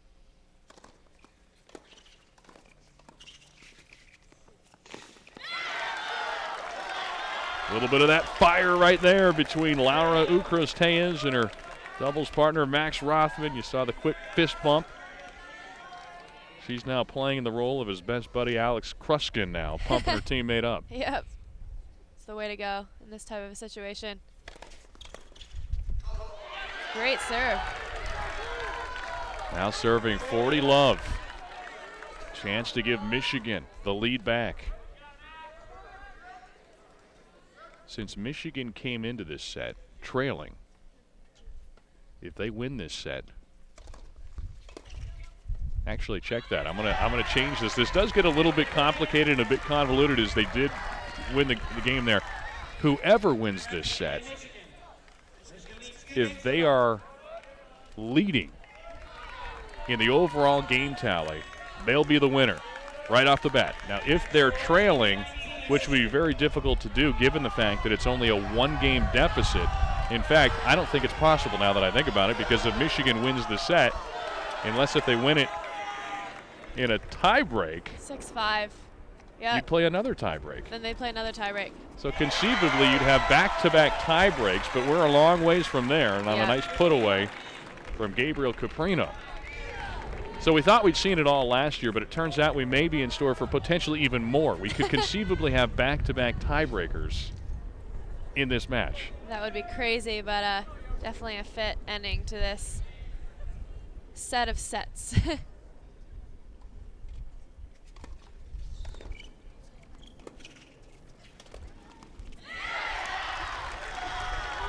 More great net play from Ukros Tellez. She's really been on top of the net so far in this set. It's really helped her team out a lot. We keep talking about the family component for Michigan. What did they tell us? They said it's. We asked them 2 words to describe their team. The shot misses low there. They said family and facey. So they think they have a face for TV, I guess. They said, yeah, that's definitely what they were talking about. They said especially their men's doubles team. I think the comment was, come for the tennis, stay for the face. Definitely a fun group. No shortage of sense of humor from that crew. Wow, that was a great return. Big time return from Max Rothman, and we are even 30 all. Michigan clinging to the 1-game overall lead, the 2-games-to-none lead here in this set. Serving right now, Yoshino Takashimizu. I got it that time. Got it that time. I think I'm 1 for 3 here in this set.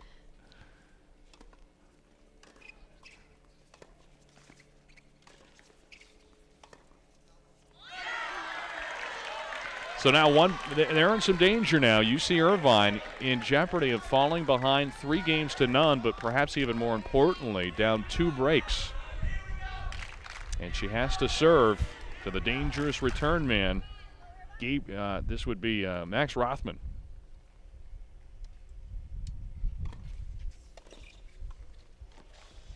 Big backhand Huge return. Return again. He seems to like that one cross-court angle there. So Michigan has seized control here for the time being. Now, how many times have we said that over the course of this evening already? One of these teams seizing control. But this was the shot that put his team out in front. 2 games is, you see a huge backhand return from Max Rothman.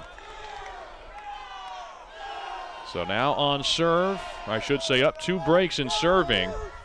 It's Laura Ukros Tellez. Bogota, Colombia native, ranked as high as number 32 in the ITF. That was back in 2013 for the under-18 juniors internationally.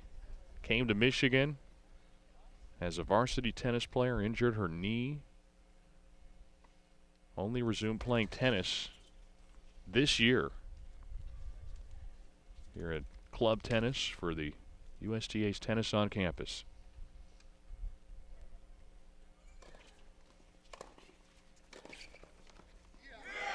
What a shot. Wow. Took that pace and just redirected it so well back cross court. If that touched the line, it was the outside of the line. Definitely. As I said before, sometimes counter to what you might expect in these settings, you see for this tennis on campus, when there's this many people watching, you almost tend to give calls sometimes more than take them. Yeah, for sure. Pressure of people watching, for sure.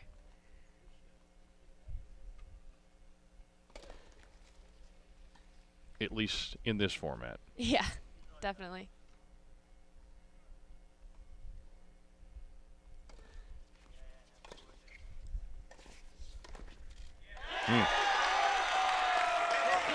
Taking control, stepping in front of that shot. Caprino puts it away.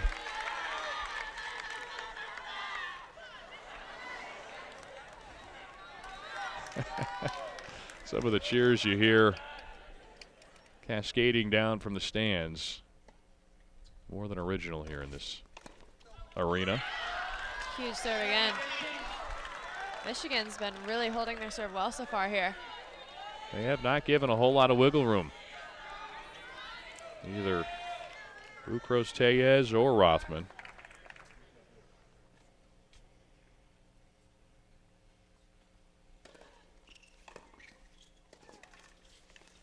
Oh, that was a great get. Amazing defense there. dipping that passing shot pretty low. Laura Ukros-Tellez pumping her fist. She said to us, this could be goodbye tonight. And then she said, wait a second, I'm getting ahead of myself. But now she may be closing in to the end of her tennis career. Wants to go out in style, and that's a good start for Michigan as the Wolverines have stormed out to the 4-0 lead for love. The Wolverines can smell it now.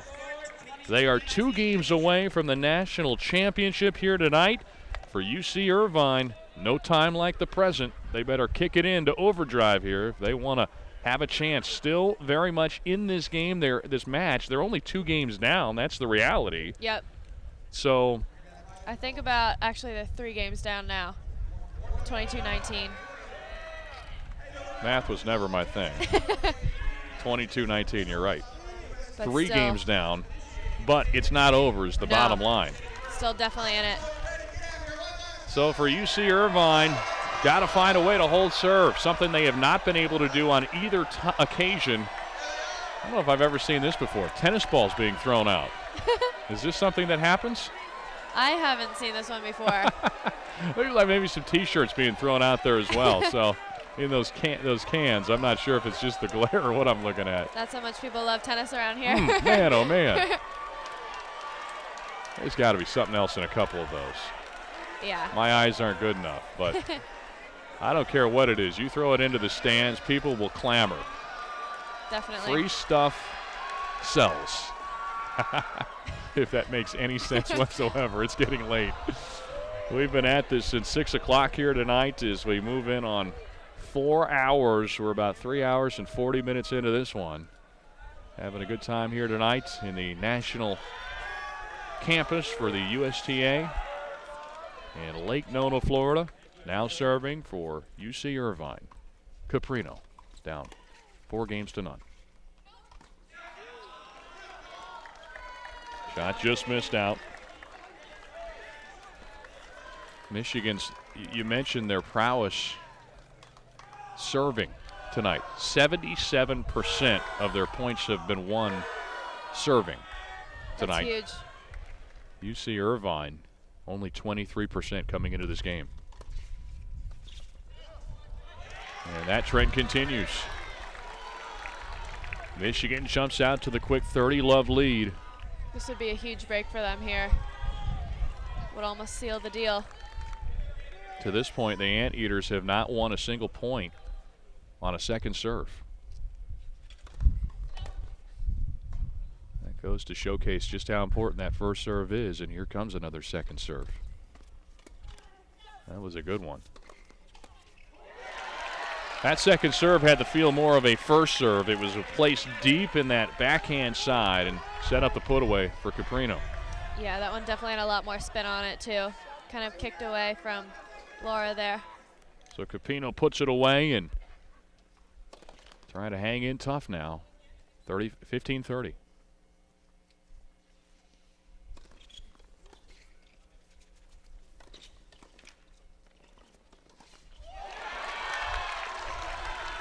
Michigan once again the aggressors, but that time not able to make the play as Rothman's shot went into the net. Even at 30 all again.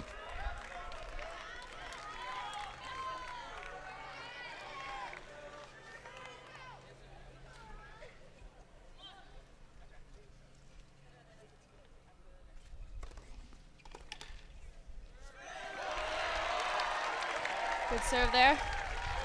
UC Irvine. Caprino needed it. His team down 3 games in the tally overall, down 4-0 here in this 5th and final determining set, mixed doubles.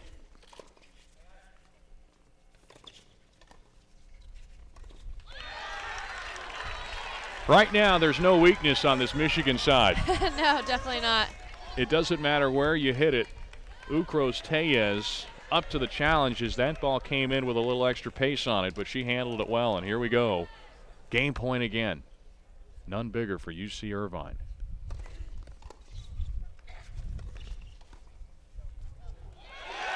And they got it. Needed that one in the worst of ways. So Capino able to find a way. And we now sit 4-1 with Michigan serving again, and Rothman, that big booming serve of his, will take center stage.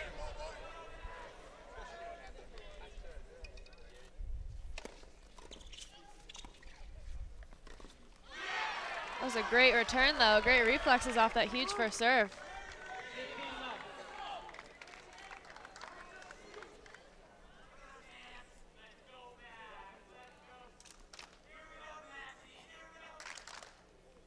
So Rothman, a couple bounces of the ball.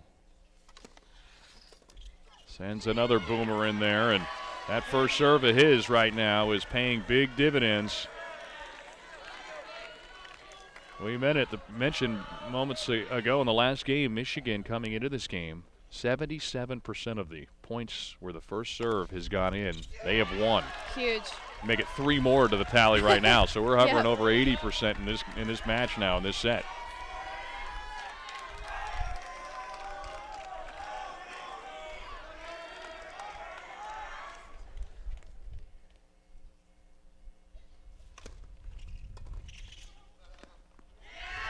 Great serving there from Michigan. Yeah, there was just no answer for Rothman right there. And now Michigan 1 game away from a national championship. I'm trying to will be setting in a little bit here. Yeah, indeed.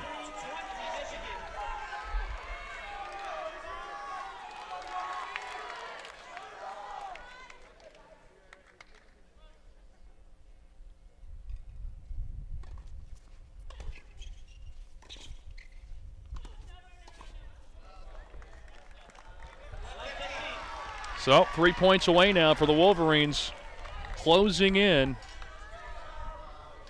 They've got the overall lead in terms of games, meaning that if they win this game, they will be the overall winner in the 2017 Tennis on Campus National Champions.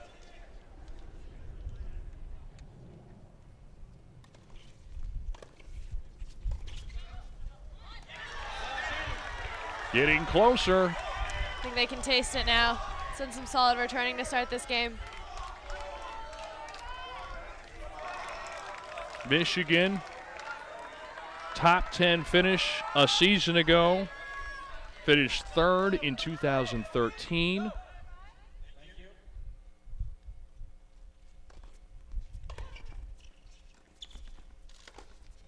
Little too tall that time for Rothman. He looks to his bench. They say, settle down, big fella. Settle down. Trying to rein in those emotions. I think he got a little excited on that one. Now the junior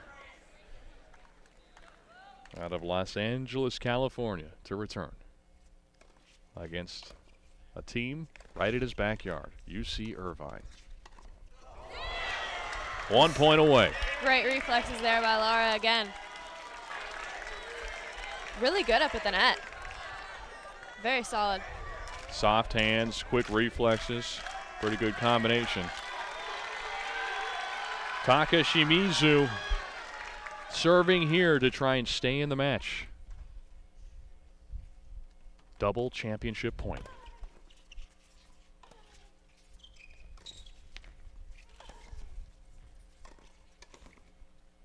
The winner, Michigan, has taken the national championship here in 2017 as the Wolverines come through, taking down the Anteaters of UC Irvine.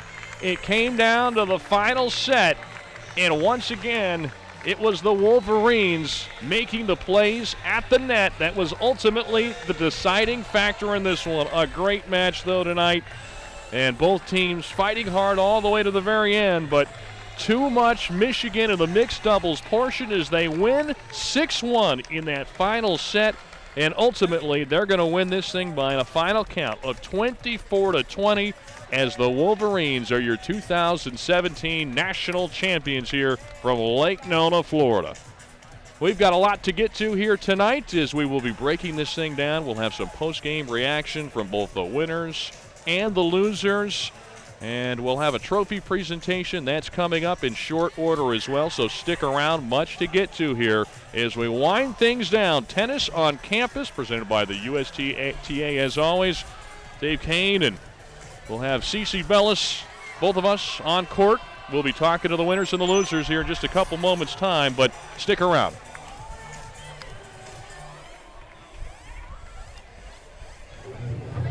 All right, we have just concluded the 2017 National Championship. We've got the runners-up with us right now. Certainly a valiant effort. It was a close match throughout. UC Irvine coming up on the short end, and I know this is a tough moment for you guys. We've got Gabriel Capino joining us right now, the captain, and his Tommy Lou. Okay, Tommy, we've got Tommy with us here joining us. My apologies, Tommy, but no, this is the type of situation. We just saw you guys talking. You guys have been battling together so much all season long. We talked about there's so much more than tennis. I saw some tears. It's tough. What's the harder part, knowing that you guys won't be playing together as this team, or the fact that the match didn't quite go the way you wanted in the very end?